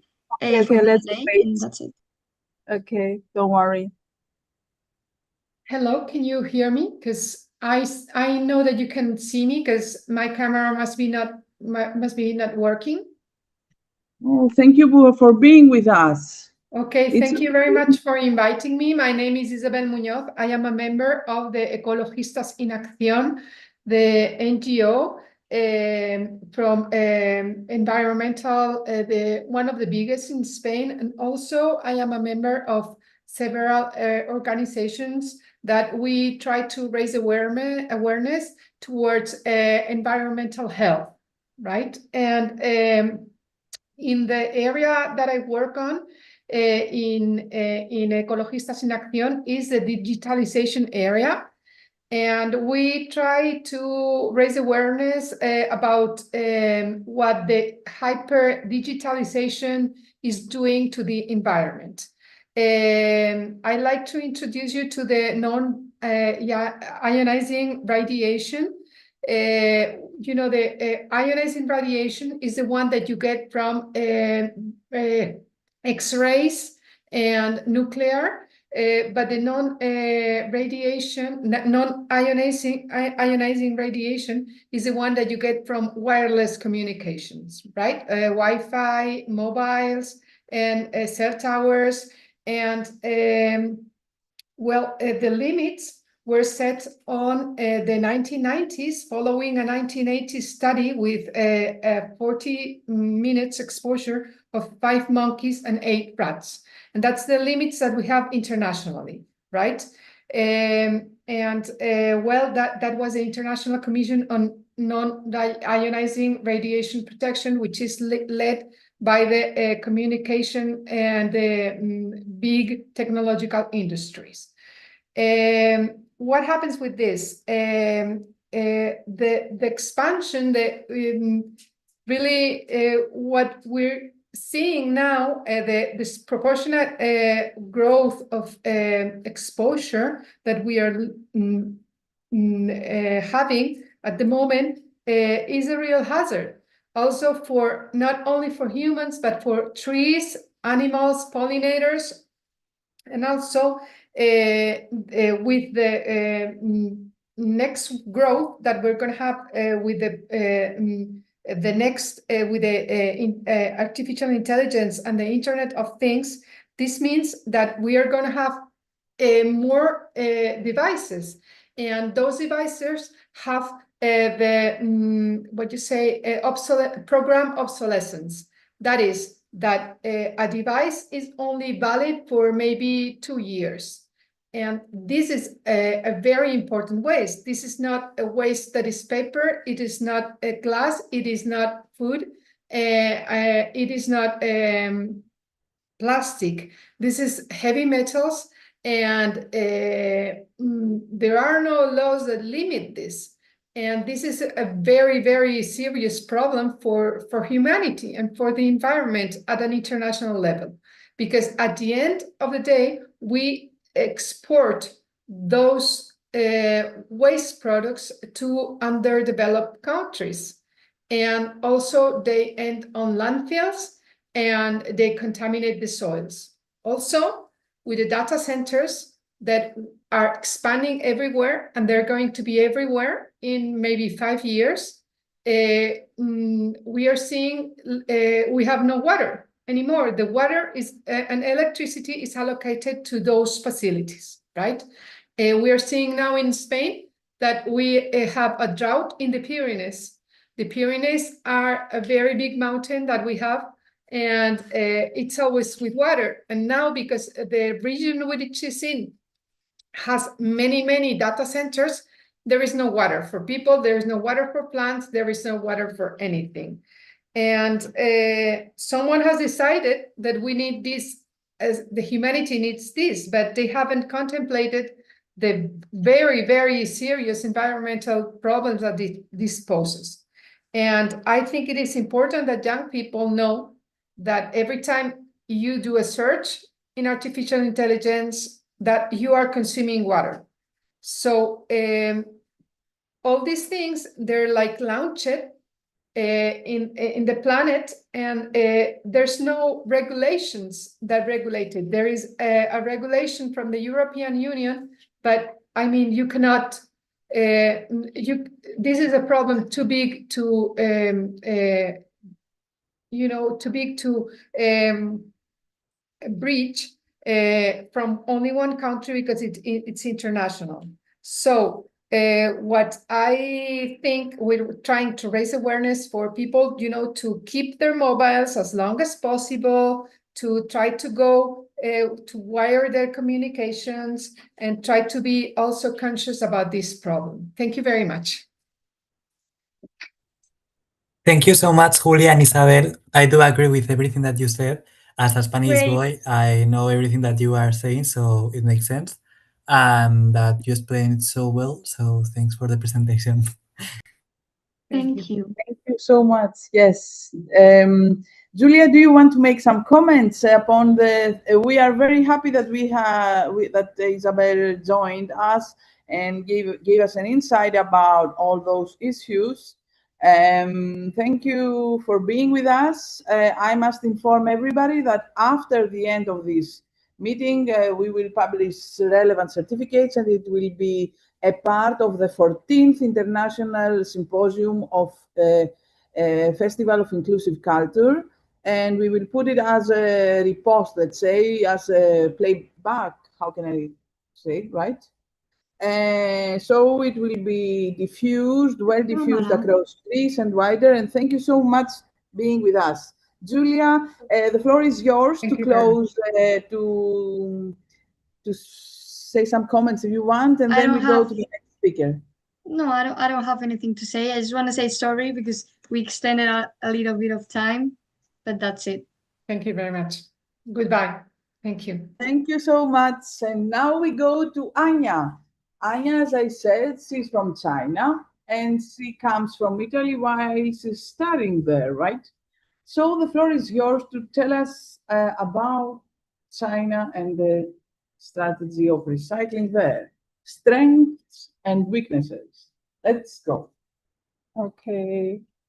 Hello. Let me share my screen. Wait.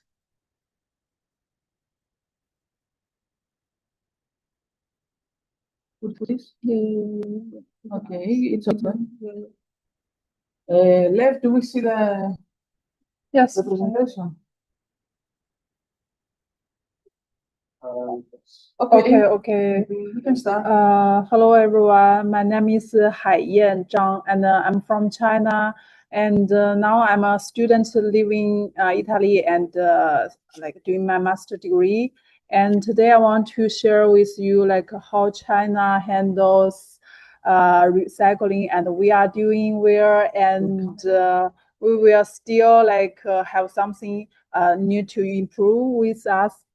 So first, I will do some overview of China's recycling situation, and for population, because we are really a huge population. We have 1.4 billion people. So and produce over 250 million tons of municipal waste every year, and one of the largest in the world. Because of this a huge scale, recycling is not just an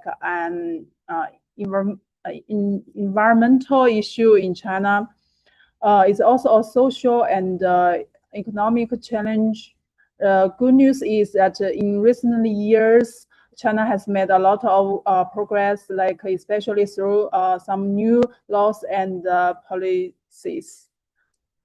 And we can see there have two main recycling law in China. First one is called Solid Waste Population Prevention Law, and we have this law was firstly in 1995, and then we update it in 2004. And the 2020 version is much stronger because it's introduced the mandatory waste sorting, higher fines, and made companies more responsible for what happens to their product after use. And the second important law is called the Circular Economy Promotion Law, because it's from like 2008. This law is promote the idea of reduce and reuse, recycle, 3R. Important principle is as a national policy framework. And also we extend our producer responsibility. Manufacturers like are responsible for product end of life management and recycling, also to benefit and substance for companies adopting like a circular economy politics. And we have like this law, and the most important moment in recent years was 2019, because when Shanghai introduced mandatory like waste sorting, citizens had to separate their waste into like 4 categories: dry, wet, recyclables, and hazardous. And if they didn't do it, they could be like fined like up to 200 RMB for individuals. And also the city placed some supervisors and bins so they can help people to sort correctly. And so the results were really expressive. Like over 30% of Shanghai residents now sort their waste correctly, and the amount of recyclables collected trebled. And also this model is now being expanded like to over 700 cities across China. And now let's talk about our like strengths and good practice. China's biggest strength is the government's ability to push change quickly, because when a policy is decided, it gets implemented fast and at a very large scale. There are also community supervisors who help like people to do it in a right way, so it's very hands-on. And another strength is something like more informal, like because many people in China, we collect scrap papers, plastic, and metal, and to just sell it for money. So this is create a natural recycling habit, because people could earn money from it. So like a lot of people will join it to do these things. But also there are also like some serious problems in China, like the rules is like very different in every city. So when people like move, they have to learn a new system. This is really like confused for us. And also the biggest gap is between like cities and rural areas. There are like really huge rurals in China, and the big cities have a good infrastructure, but many rural areas still have almost nothing, like no proper bins, no education, and no collection. So maybe like most disappointing problem is like people also sort their waste carefully at home, but then a collection truck comes and mix everything together. So it's like makes people lose their trust in the system, because it's kind of you did a really good thing, but eventually it's nothing to recycle. So what should we change?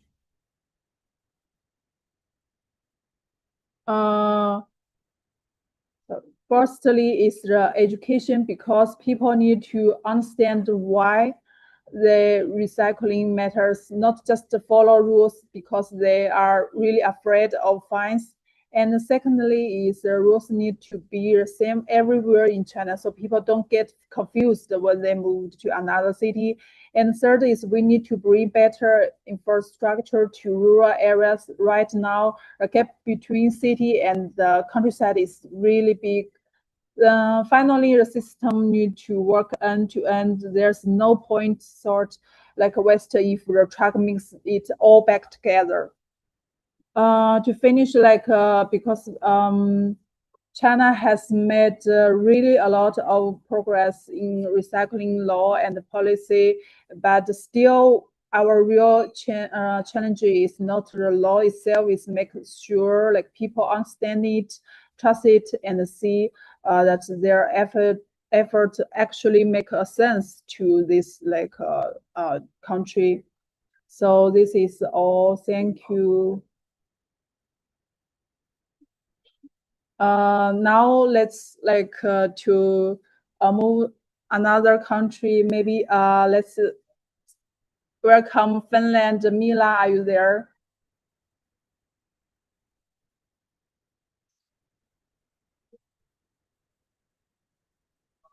Or maybe let's wait a while. Mila, are you there?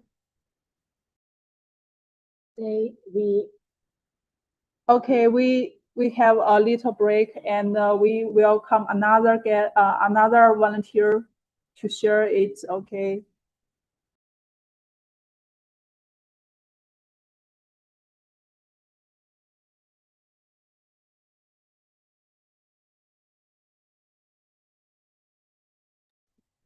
We will make a little break. We try to call Mila to clarify if she's able to connect now. Otherwise, we will follow with other people.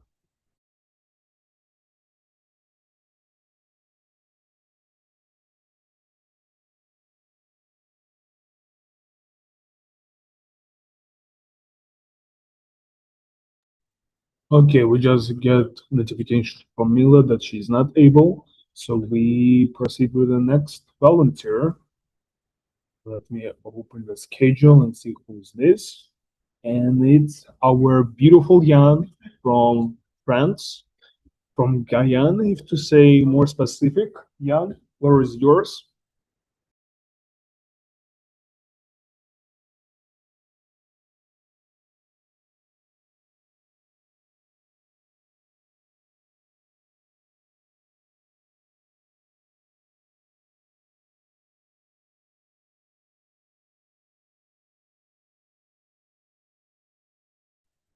Okay, Jan is connecting. We will wait a bit.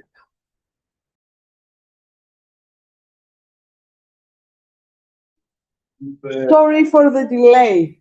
We had an unexpected delay issue with Mila.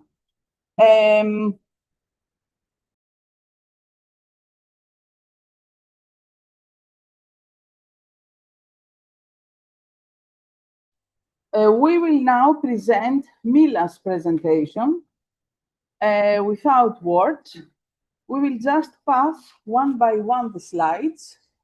Unfortunately, she didn't make it because of a health issue. So let's go to the presentation of Mila. Here.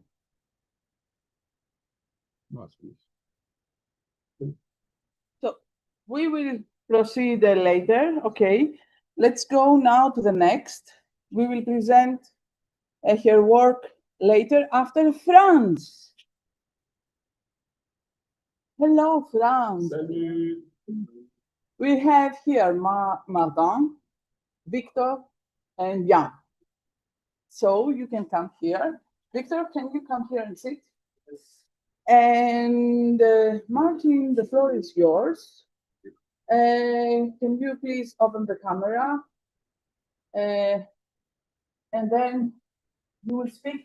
Did you see what the videos here in the laptop? Here to the side. Okay. Okay. Je crois que c'est ouvert. Okay. Hi everyone, I'm Martin. I will use this time to talk about recycling in France. Before I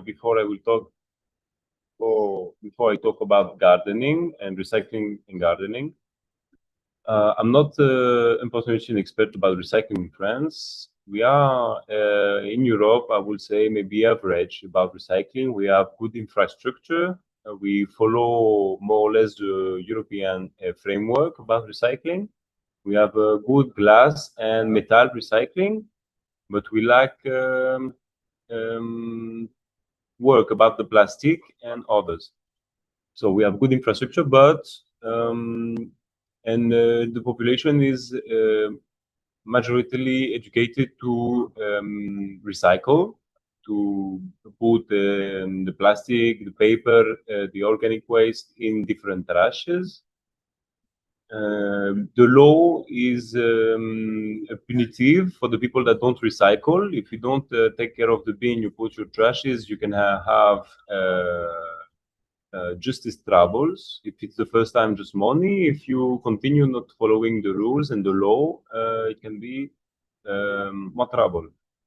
So I think France is average and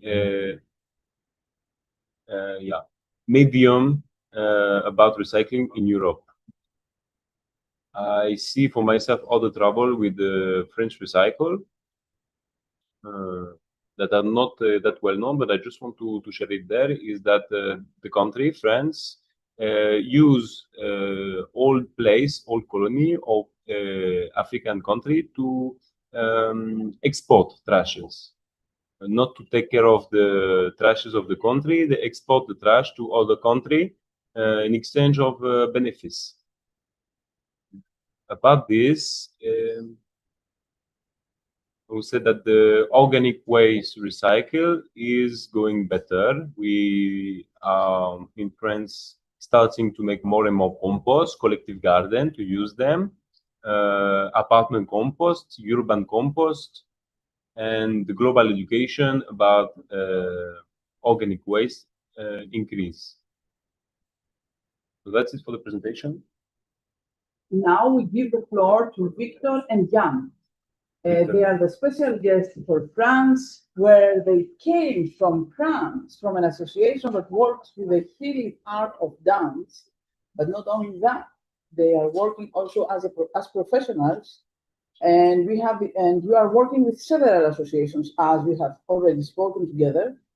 And we are very lucky because they came to us through the campaign for working upon a project that they will tell us about. So the floor is yours. And please give me some time, accept my apologies, accept the video, if you close it here, to show, just a minute. Okay? Perfect. Thank you, Eleni. So, okay, yes. So the floor is yours. Just turn to be seen by our guests, by our attenders. Yes. Thank you, Eleni. So we came here with the idea of doing a performance. What we first think was promoting everything that will happen here. So promoting the park. The volunteers worked with on the garden for 1 week and in the summer bar for the second week. So the first day we just went there and saw the park and talked about what we could do to promote all that. We thought about walking performance that go from the garden to the bar, and we can go through some buildings or cool area here. So this is what we have done. What we did. Yeah. The idea is also to put the life of the campaign and the life of the garden and the summer bar in the performance on a kind of abstract, but this is the first aspiration for writing this performance. We want to collaborate with the volunteers too, and we take several skills of them, like Swami with body painting, and yeah, we use the space to construct a way, a journey that can be talk about what's going on. The second performance we did on the museum train. About to promote the space too. We did it more faster, but we take the same systems to how to say to have the create thank you, to create and tell the story of the space. So we have some video to share for illustrate our topic presentation. Waiting.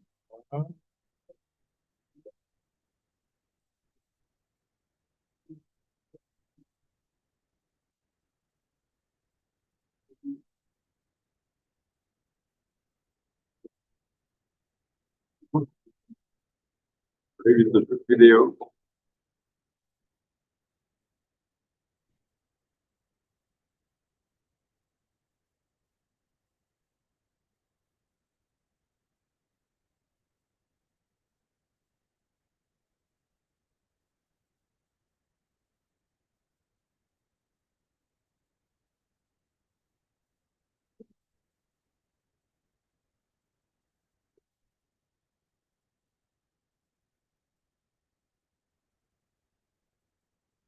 Second video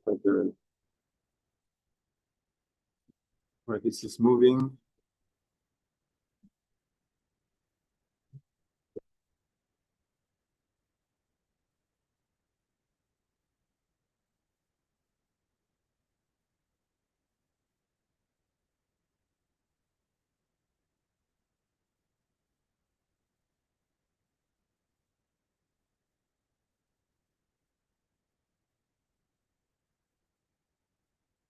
And a short video of the final space.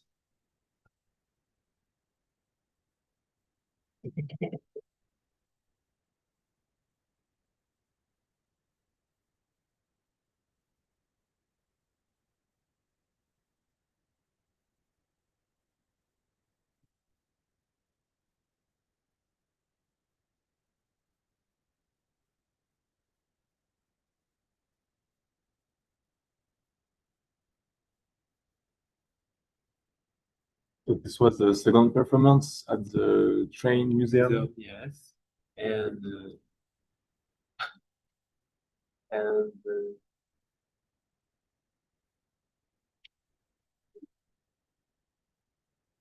oh,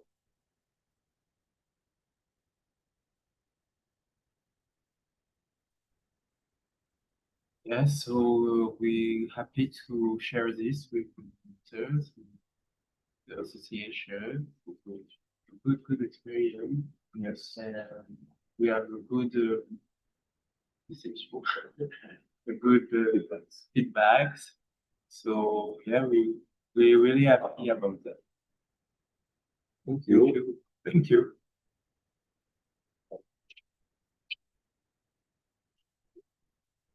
We'll now talk about the garden project that we had for 4 days at the beginning of the campaign.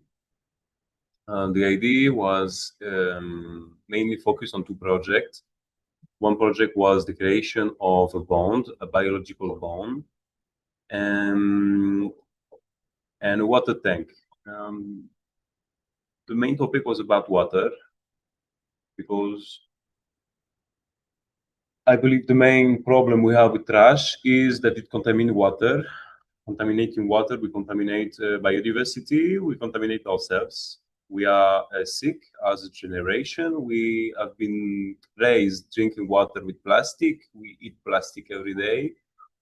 We will have disease from it.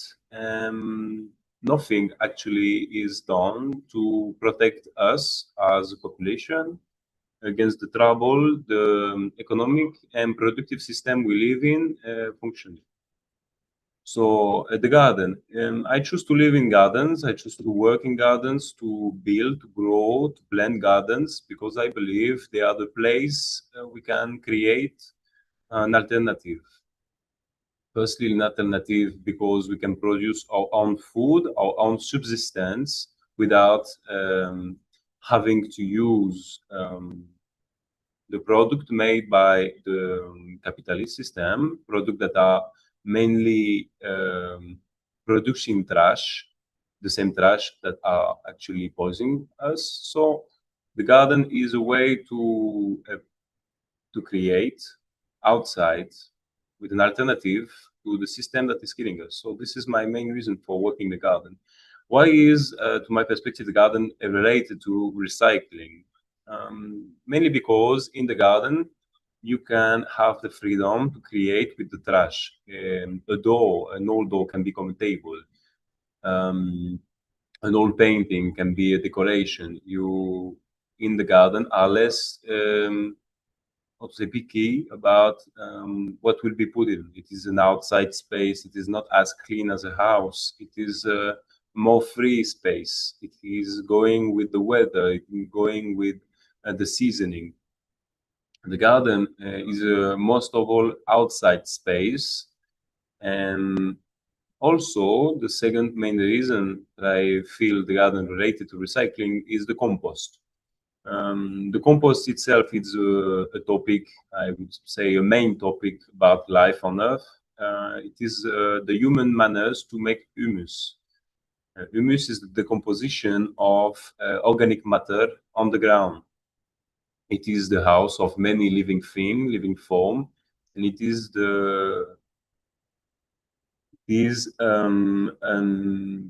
primaire, important, essential chemical process for life on Earth. And the compost is an humus adapted to the garden, adapted to human use for human consumption of the product, organic product in the garden. So a compost is the natural way of recycling. Recycling is just another manners to the compost. It is compost with plastic, compost with glass, compost with everything that is not organic matter. But the natures already have the recycling system in the matrix. Nature recycle to continue life. Recycling is life breathing.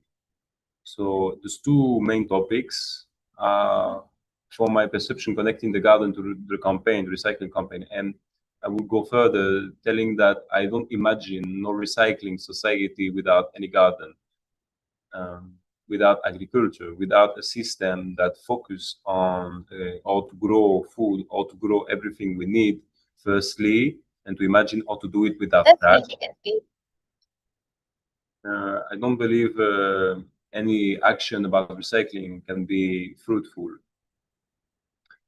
And this said, the campaign in the garden, I think, was a success. We today have a bond. We could have collected some water from the roofs. We made the garden more beautiful than it was. We created art. And I believe art is a good way to protect what we created. A place that is full of art will be less destroyed easily. We tend to care more, I believe, to what have been chosen to be piece of art, what have been drawn, what have been sculpted, is more attracted by human compassion, not to be destroyed. And for the remain of the garden, I believe we should use it as a whole piece of art. The drawing and putting everything we find beautiful in it, building with an artistic sense, and finding an aesthetic in between trash and nature. So I think this is the global topic of it, about the Garden Mad Max project. Yeah. I think I can give the floor to someone. I don't know who is passing after me. It's for me? Yes.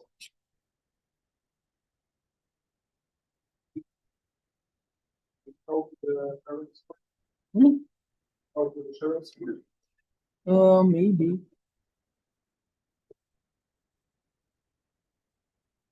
No. I don't know what it is. Okay, give me a second. It will help you to share the screen. First, we like to take a video. Don't feel that this camera shows my beauty. So we will open here. Italy. This. Yes.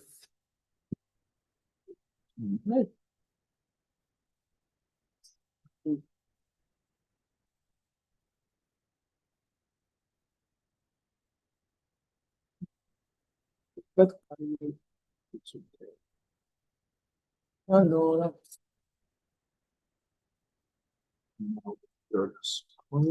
Thank you, Leo.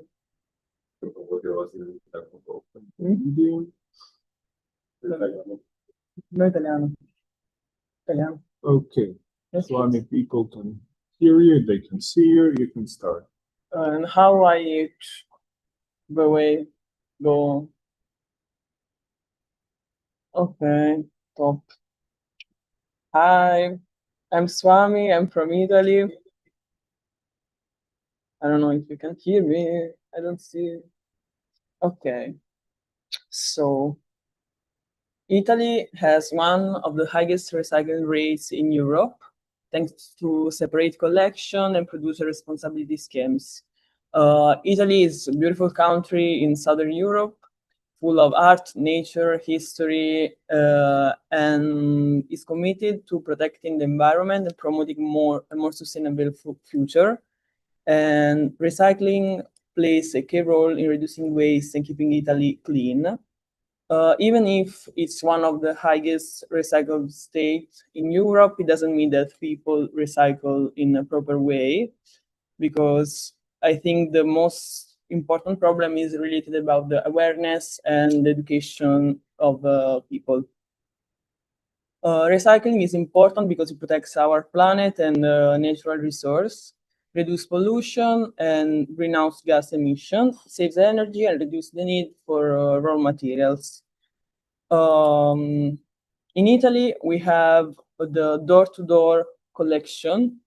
So people separate their waste at home, and we have organic waste, paper and cardboard, plastic and metal, glass, and recycled waste. So people separate waste at home and put for different days outside of their house, and the local authorities collect it separate to be recycled. But unfortunately, it's not always like this, because we have also some illegal system to collect waste, to recycle the waste. And this is called eco mafia, where when people just take the trash and go to burn them in random places in the nature. And this obviously pollutes the environment, the air, the ground, and affected the local people. So in Italy, the most of municipalities has collected waste door to door, but the problem is that every region and also between north and south we have huge differences, and this can create confusion between tourists and locals, because also in different cities we have different ways to segregate the waste. One of the most goal in Italy is to reach the 65% recycling of municipal waste by 2035, and over 74% of paper and cardboard is recycled, but the glass is the most recycled materials. And obviously, recycling helps to reduce deforestation, protect forests, reduce water pollution, saves clean water, and it's so important because Italy is so green and we have a lot of nature. So it's important to support a sustainable and circular economy to help the nature to grow. Challenges and solutions. So we have different rules, as I said already, that can create confusion, but not everyone collects in a proper way. And I think we need, like, a solution to be to give more education to people, and to use recycling papers and packaging for items. It's important also to reduce plastic, to not buy like plastic bottle of water, and support innovation and recycling technologies. And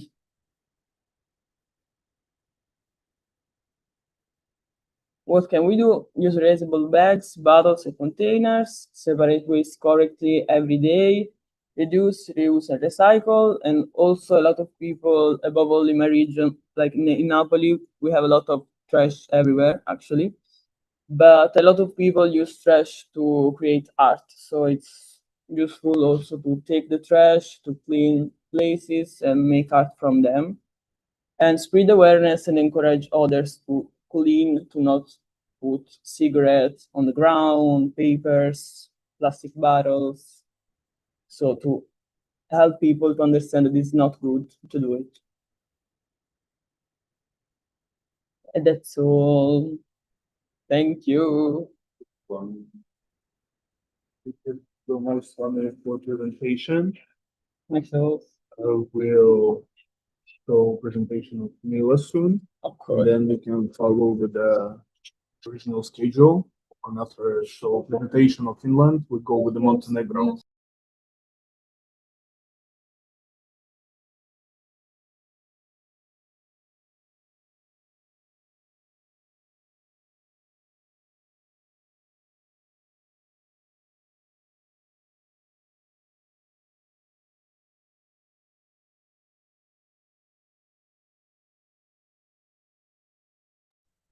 Just give me a bit of time. I need to open the Mila's presentation.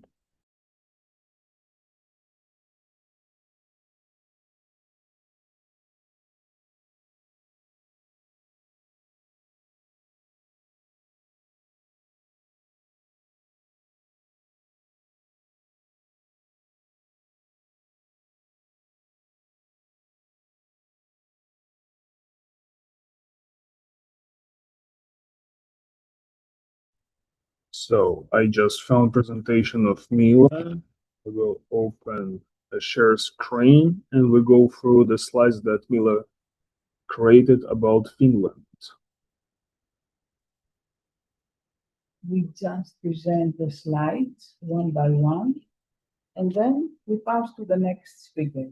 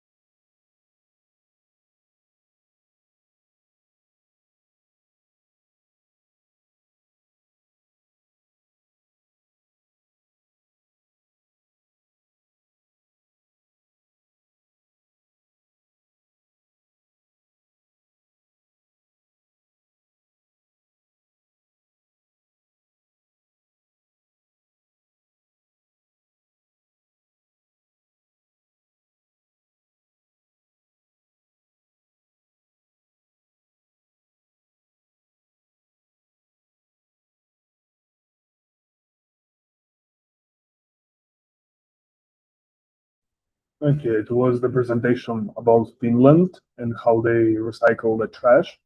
Then we go with a schedule to the next person, Anton from Montenegro. Anton, are you here? Okay, since Anton also cannot participate today, Let me see if I can open his presentation. And just like with the Milos presentation, we'll show slide by slide so you can read at least.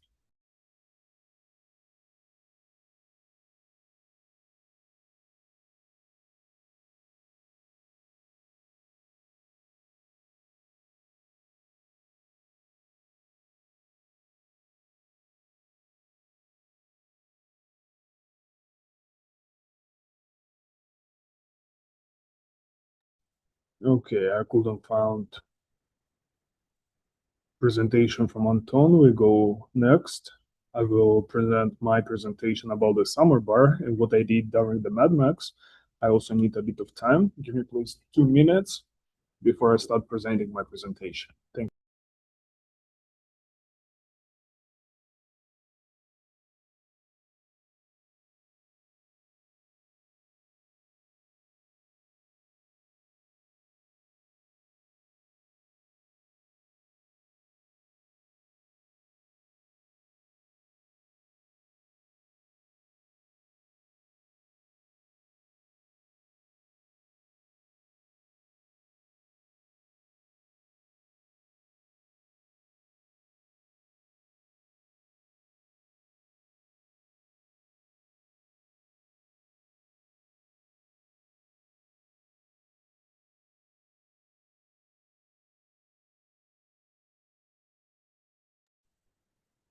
Thank you so much for waiting.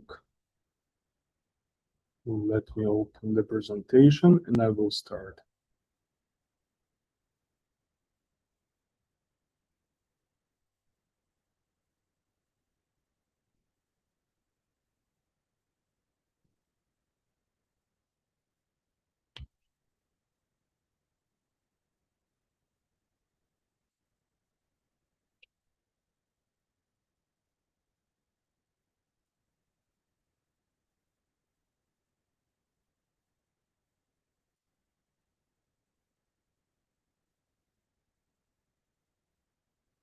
Let me check if the people can see my presentation. Yes, they can. Check it. Not muted. Okay. So, thank you so much for listening. I will take a bit of time to telling you about the summer bar that I was coordinating. So, I'm not really sure where I should start. I think I should start from the context. In December, we invited participants for the campaign called Hope Positive Park. The participants were raising awareness of the problem of the stray animals of the streets of Saloniki. Of course, participants also had the opportunity to visit Karatasu Park, which is very important for our organization. We heard many, how to say, more softer, not good comments about the park, as the municipality doesn't care enough to keep it clean. Another common rhetorical question that I received was, why don't people walk in the park much? Why is it empty? And we already knew the park was a gem, even a diamond, but in poor condition. And of course, we had ideas for improving it. Thanks for conversation with the volunteers back in December over the coffee before the work in the mornings. We realized it's time to act. The application was submitted about our project, and after a long wait, it was accepted under European Solidarity Corps program. In short, the project was called Mad Max. And the main idea was to clean up the trash in the public spaces and then use it to create the art. Naturally, our beloved Karatasu Park was chosen as the main location for work. The project was divided into 3 main subgroups: garden, Martin already told you about the garden, summer bar, and performance. I will focus only on the bar. Mad Max itself began on July 14th and lasted until August 4th. During the first week, 15 volunteers were busy improving the garden, and the work on the bar continued in the second week of the project. Me, Levin, coordinated the summer bar project only. I'm the graphic designer and youth worker at the Sign Roy. My work includes creating visual material for the project as well as organizing and implementing youth events and international programs. For me, the summer bar became a tool for attracting attracting people to the park, as well as interesting way to promote the Saint Roy in the social media. First, I choose one of the abandoned building in the park. Here's the I choose without any help since I want to do it independently. And the Karatasu Park is a military base in the past. Because we wanted to promote our idea to the public, I decided that the best option was choose a building near the main entrance with the facade facing to the road and the sidewalk. We were definitely lucky with the building I choose. It's ideally located, it's visible from the both sides, from the park and from out of the park. We were also lucky in the building itself is small, while most of the buildings in the park are large. We definitely could afford to renovate a huge building in a single week. Getting into the details of our work, since the volunteers had the different backgrounds, I decided to separate them into the subgroups. The first subgroup is the graffiti. For me, to be honest, this is one of the most stressful part of the project, even before it started. Why, you ask me? We opened the call for volunteers for this project. We received so many resumes from different people from different countries. However, not a single CV indicated any graffiti experience. Spoiler, everything went great. About 2 weeks before the project began, the volunteers selected to work on the graffiti created a sketch, which then we used to paint on the walls. We use approximately 35 sprays paints to cover the entire building. The next subgroup is the social media group. In parallel with the practical work, we actively work on the project social media. Participants took photos and videos, created content, wrote posts, and shared the process of transforming the space. This is not only documentation of all the stages of the project, but also attracted a wider audience to the issues of the ecology, recycling, and collaborative creativity. Furniture team. A separate team created furniture wooden pallets. Excuse me. Opa. Using recycled materials, the participants crafted tables, benches, and other functional elements for the summer bar, so the people can sit somewhere during having the drink. This approach not only reduced the waste, but also created a comfortable public space that was fully in line with the project concept. Design elements, the last subgroup.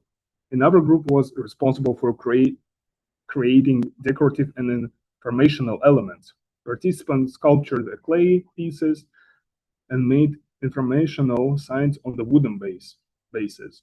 These elements become an important part of the overall design, adding personality to the space and make it more informative and attract of the people. All the team did amazing work, 100% of the result, and more than I expected. I'm very grateful to every volunteer who came to work on this project. I really love the furniture, design elements, and the graffiti the volunteers created. I adore the style. It's grungy, punky art and underground at the same time. Someday, I will install small multicolored lights next to the bar, and it will be like a next underground place for the parties.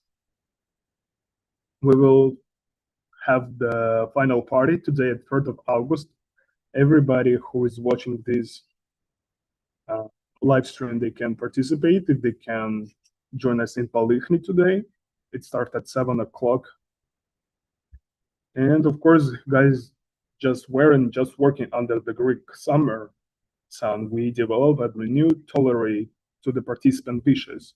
And I think it's important to clarify that all drinks are not alcoholic. As well, we promote a healthy lifestyle among young people. We become such a close friends that we didn't need any additional booster to have a great time. Thank you so much for listening. And you can see the pictures of the summer bar. And this, how the summer bar looked before we started on work on it. Thank you so much. And I think we can continue to the next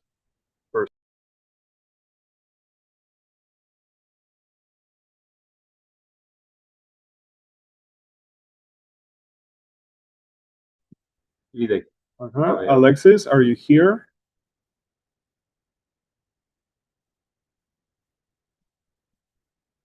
Alexis, you're mute. Can you please open your microphone?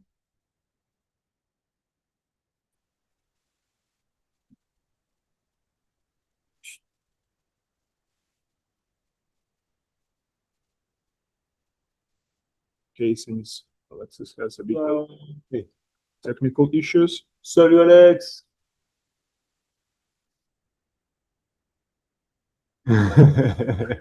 We cannot hear you, Alexis.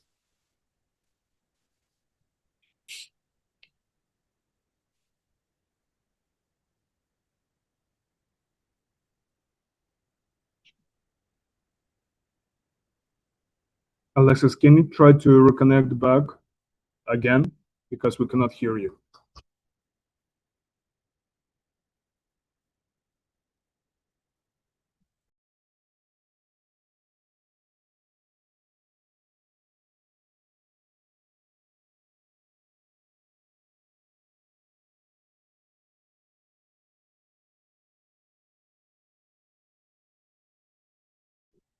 We have a little break. We will wait when Alexis reconnect back to the Zoom conference, and we hope that we can able to hear him after that.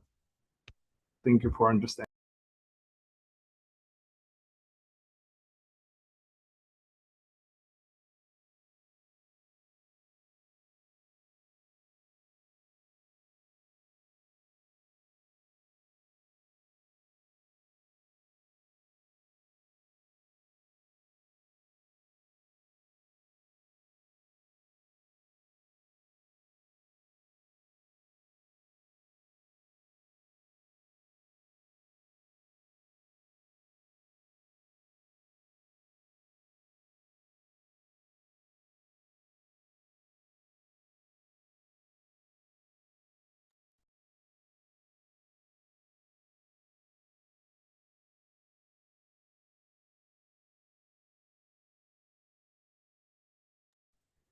Okay, we have the notification from Alexis that he needs 2 minutes to reconnect back. Let's have the little break.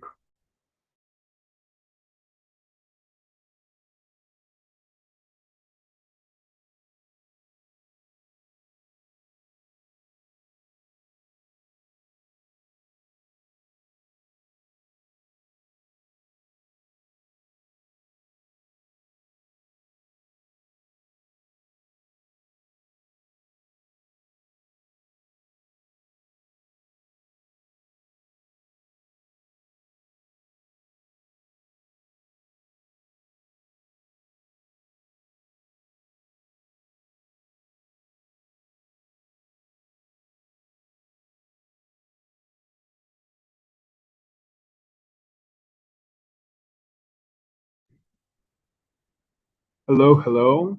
Alexis, do you hear me? Yeah. Super, and we can hear you. Perfect. I see you connected for your iPhone. Yeah. Okay, super. It's better than computer. Yeah. Okay, Sorry. Please introduce yourself.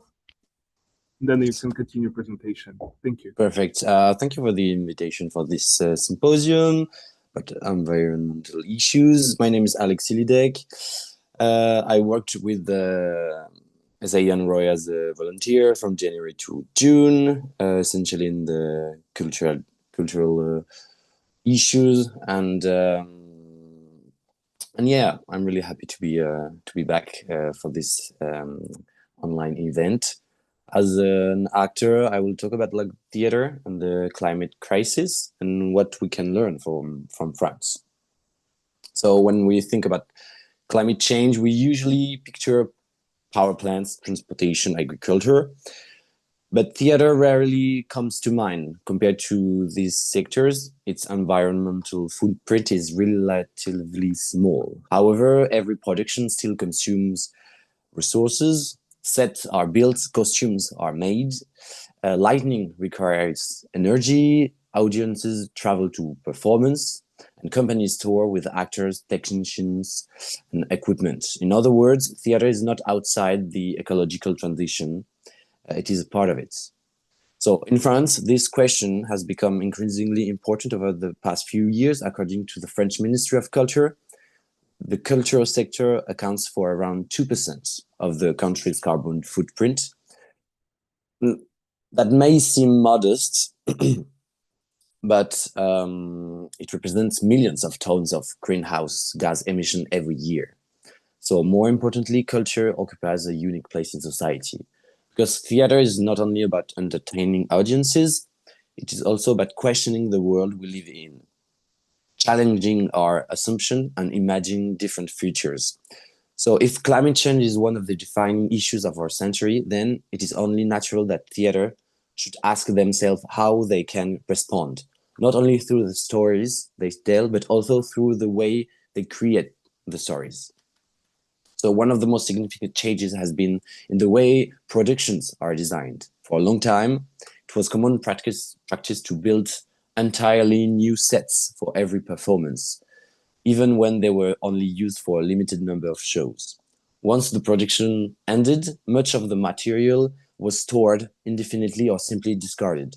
Today, many French theaters are moving towards a different model. They reuse wood, for example, and construction materials from previous production, exchange scenery with other companies, or design modular sets that can be easily adapted for future performance. Rather than seeing ecological constraints as obstacles, many designers describe them as creative opportunities. Working with existing materials often encourages new ideas and leads to more thoughtful artistic choices. The same shift can be seen in costume design. Instead of systematically buying new fabrics, costume departments increasingly rely on second-hand clothing, recycled textile, or garment already available in their collection. This approach reduces waste, lowers production costs, and demonstrates that sustainability can become part of the creative process itself. In many cases, audiences will never know whether a costume is brand new or has already lived several lives on stage. Another major challenge is transportation, because theater depends on movement. Artists travel to rehearsal, technicians transport equipment, and touring company moves from one city to another, sometimes countries. In some production, transportation represents one of the largest sources of carbon emissions. As a result, many French companies are now choosing train instead of domestic flights whenever it's possible, organizing longer residencies rather than short one-night performances, and planning tours more efficiently to reduce unnecessary journeys. These changes may appear relatively modest, but together they contribute to a significant reduction in environmental impact, while encouraging a slower and often more collaborative way of working. Beyond artistic production, theater are also improving the sustainability of their buildings. Many venues have replaced conventional stage lighting with LED technology, invested in better insulation and heating systems, reduced energy consumption, and strengthened waste management practices. These measures are often invisible to audiences, yet they demonstrate that environmental responsibility extends beyond what happens on stage. Sustainability is becoming part of the everyday management of cultural institutions. However, I believe that theater's most important contribution to the ecological transitions goes far beyond reducing emissions. Its greatest strength lies in its ability to shape the way we think. Climate change is often communicated through scientific reports, statistics, and policy debates, all of which are essential, but facts alone rarely inspire people to change their behavior. Stories have a different kind of power. Theater creates empathy. It allows us to experience different perspectives, to confront difficult questions, and to imagine futures that do not yet exist. This is why so many contemporary playwrights and directors have begun exploring environmental themes. Rather than presenting simple solutions, they invite audiences to reflect on our relationships with nature, our patterns of consumption, and our collective responsibility towards future generations. In doing so, theater transforms abstract environmental issues into human experiences. It reminds us that climate change is not only a scientific or political challenge, it is also a cultural one. France is certainly not alone in this movement, but it offers an interesting example of how public cultural institutions can encourage change. Networks such as Les Augures support theaters and museums in measuring their environmental impact and developing more sustainable projection methods. Increasingly, ecological considerations are becoming part of funding strategies, artistic planning, and institutional priorities. Sustainability is no longer treated as an optional project. It is gradually becoming an integral part of cultural production. And of course, theater will not solve climate change on its own, nor artistic discipline can. Yet the ecological transition requires more than technological innovation and political decisions. It also requires imagination, as I said. We need to rethink the way we consume, create, and live together, and culture plays an essential role in that process. And I would like to finish with an idea rather than a statistic. Every theater performances begins with an empty stage. From that empty space, artists create entire worlds that audiences are invited to believe in for a couple of hours. In many ways, the ecological transition asks us to do something similar. It asks us to imagine a different future before we are able to build it. If theater can help us cultivate that imagination while also transforming its own practices, then it has an important role to play in the years ahead. I think I'm done with this subject. Thank you really much for listening. And I guess it's someone's turn now, right? Yes, but firstly, I would like to thank you, Alexi, to be with us in between the very full program of summer festivity you have. Yeah. Very happy to have you with us. Thank you for the presentation to connect recycling, climate change, and culture and theater. It was great. Thank you. Now it will be Adel that will present his presentation. Thank you again, Alexi. I wish you Thank you good very much. travel. Thank you really much. Bye-bye. Bye-bye.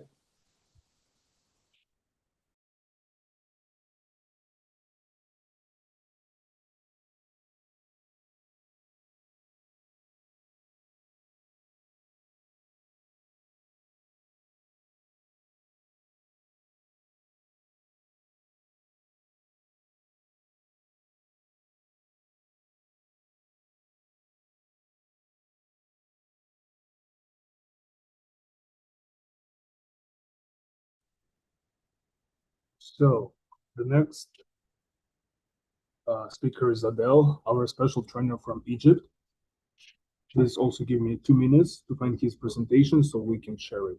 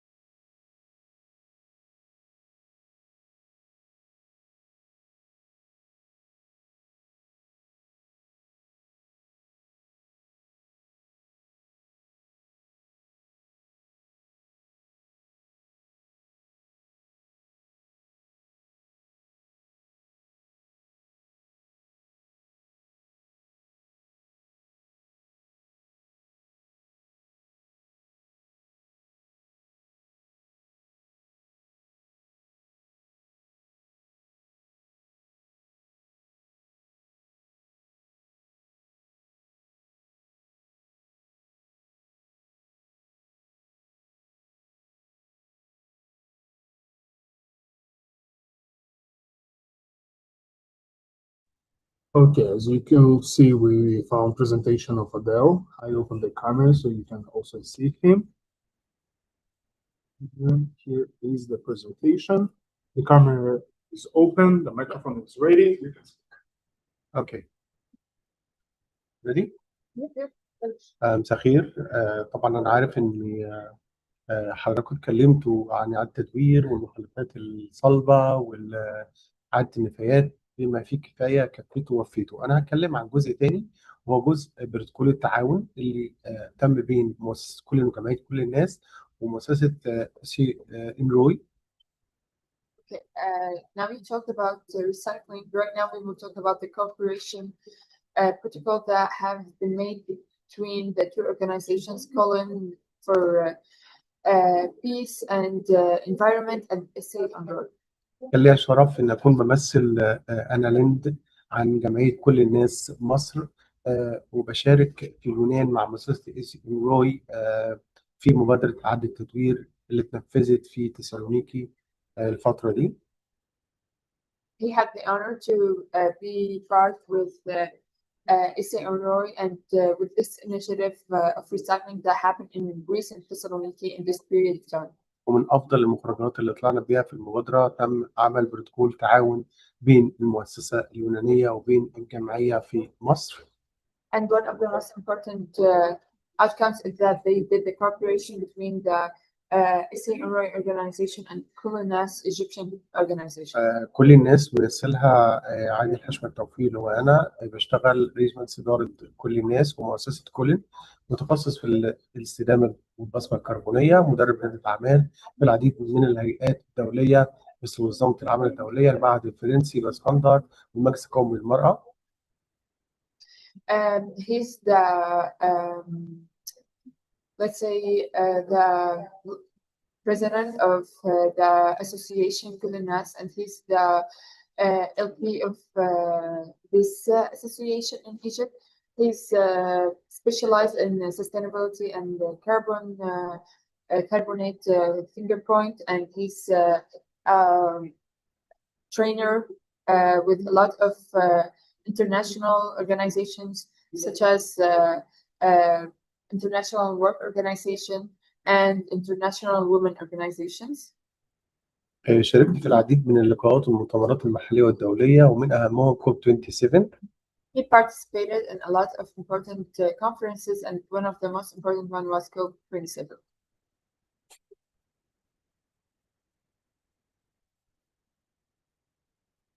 جمعية كل الناس تأسست عام 2008 بأسيوط مصر، تعمل في التنمية والبيئة والسلام وحقوق الإنسان وتمكين المرأة. The organization has established in 2008 in Asyut, Egypt, that work in environment, sustainability, peace, and human rights and empowerment for youth and girls. رؤية الجمعية بناء شراكة دولية مستدامة تجمع بين الخبرات المصرية وغيرها من الدول الأخرى، وتسهم في تطوير حلول مبتكرة في مجال إعادة التدوير والاقتصاد الدائري والعمل المناخي وتمكين الشباب والمرأة، بما يتم تحقيق أهداف التنمية المستدامة وعزز التعاون بين منظمات المجتمع المدني على المستويين الإقليمي والدولي.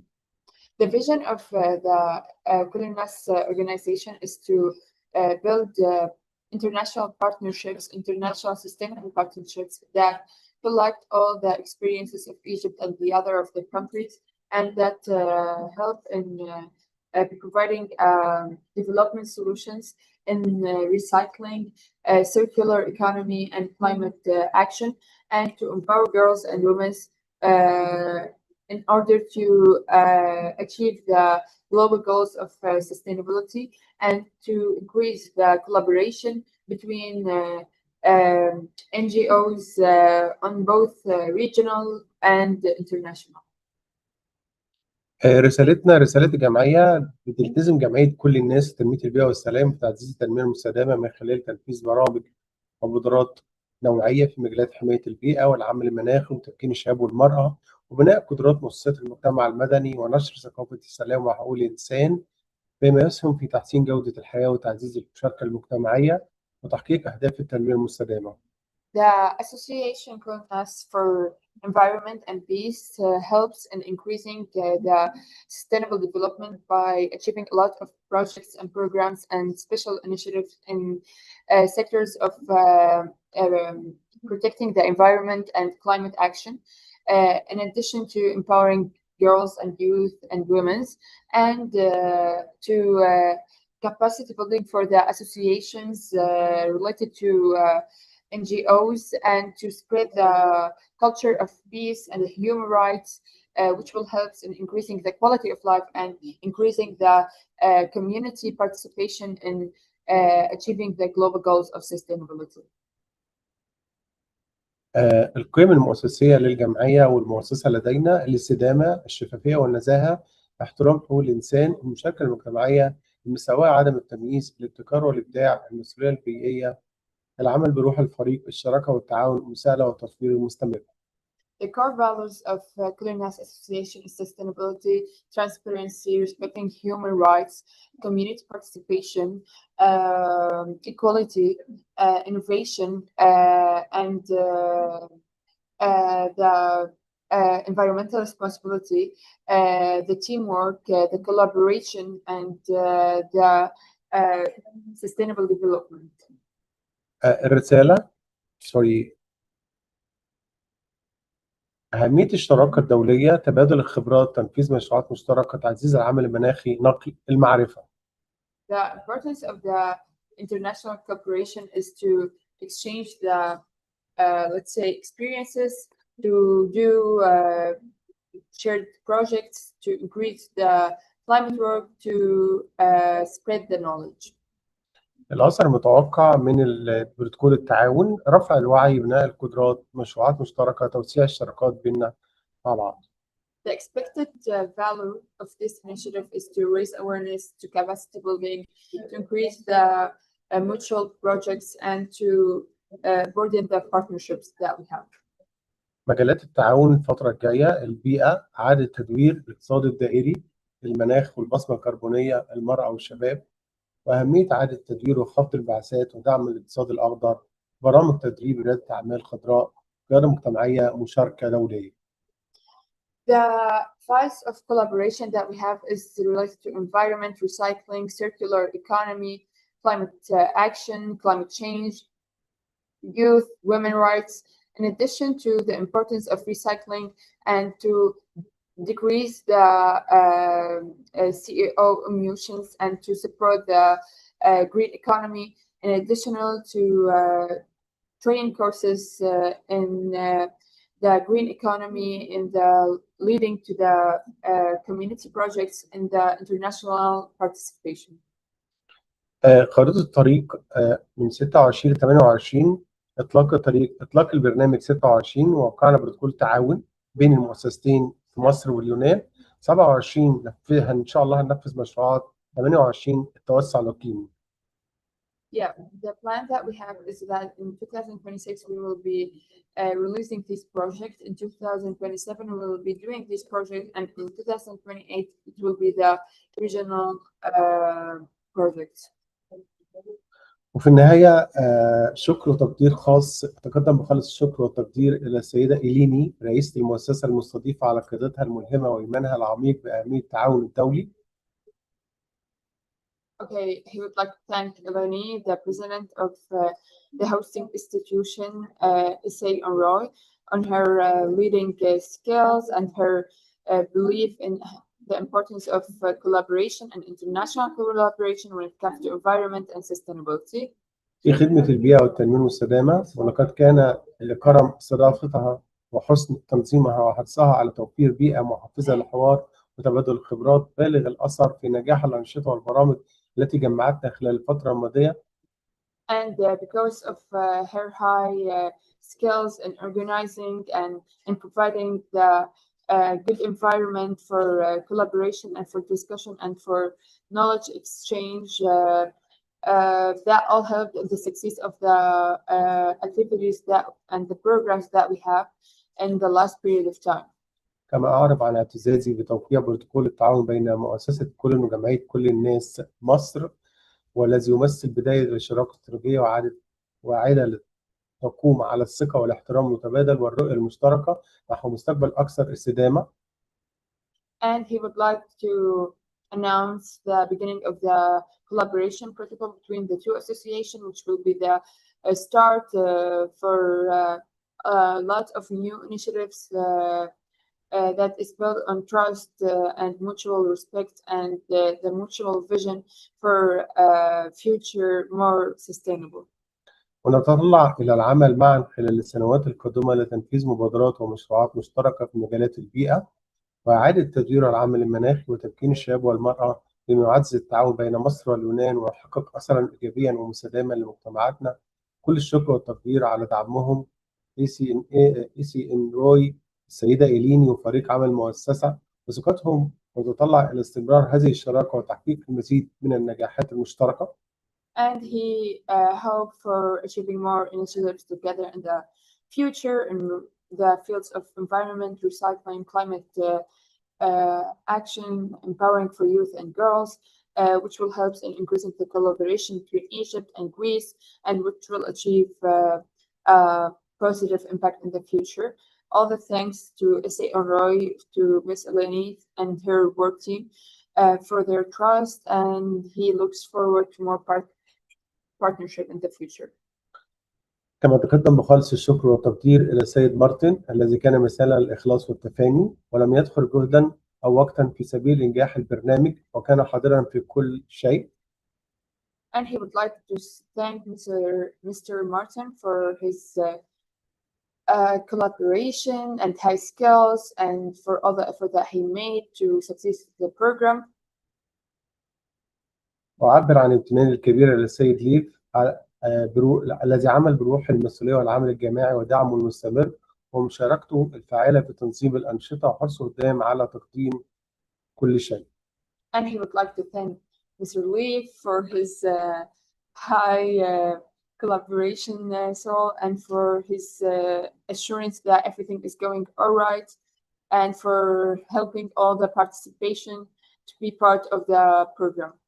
ولا يفوتني أن أتقدم بالشكر الخاص إلى المساعدة للمشاركين بروح إيجابية وتعاونية السيدة ديمترا التي عملت ليلا ونهارا بكل تفاني وإخلاص وسخرت وقتها وجهدها لتكون في راحتنا دايما في راحة جميع المشاركين وكانت مثالا رائعا للعطاء والالتزام. And he would like to thank Ms. Dimitra for all the effort that she put and care to make sure that all the participants are feeling okay and they are enjoying the training. توجه أيضا بالشكر والتقدير السيدة ماريا على طوعها في أعمال الترجمة. And he would like to thank Miss Maria, which is me, basically, hi, for helping in the translation. Yep. وأخيرا أتقدم بخالص الشكر والامتنان لجميع أعضاء فريق المتطوعين كلا باسمه ممثلا عن بلده. And he would like to thank all the team that we have of volunteers from all the countries. على روح التعاون والمحبة التي أظهروها طوال فترة البرنامج. For their hospitality and for their beautiful souls and how they were so passionate about the project. لقد كنتم خير سفراء لدولكم وأثبتتم أن العمل الطوعي هو لغة عالمية تجمع الجميع. You were the best ambassadors of your country and you proved that volunteering work is international language will gather all of us. قد غادرنا هذا البرنامج ونحن نبني جسور الصداقة والتفاهم والسلام بين الشعوب. We left this program carrying the bridges for friendship, understanding peace between a lot of populations from different cultures. لا نحمل معنا شهادات وخبرات فحسب بل نحمل صداقة حقيقية وذكريات جميلة وإيمانا راسخا بأن التعاون الدولي هو الطريق نحو مستقبل أكثر استدامة وسلاما. We don't only carry certificates, but we also carry real friendships, real beautiful memories, and real belief that international collaboration is the way for a future more sustainable and more peaceful.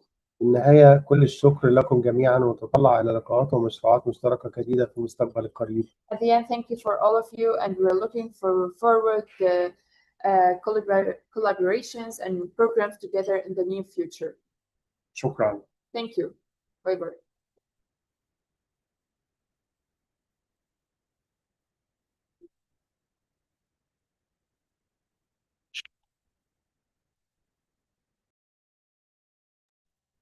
I also want to thank you, Adele, for a beautiful presentation. It was super informative, and special, of course, because he made so much compliments about my work.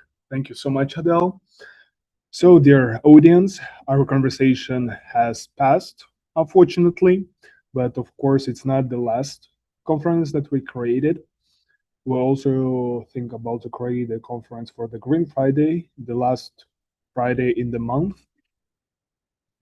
I also wanted to thank you, all the people that participated today. It was super informative, different countries, different backgrounds.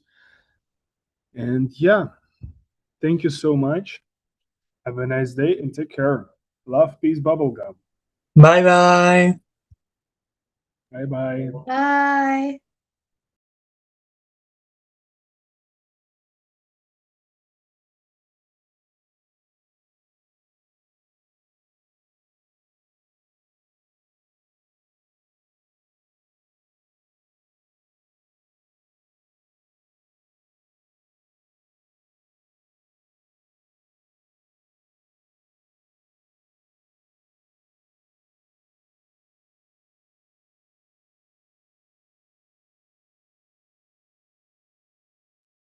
Thank you, everybody, for being with us. Thank you, Adele.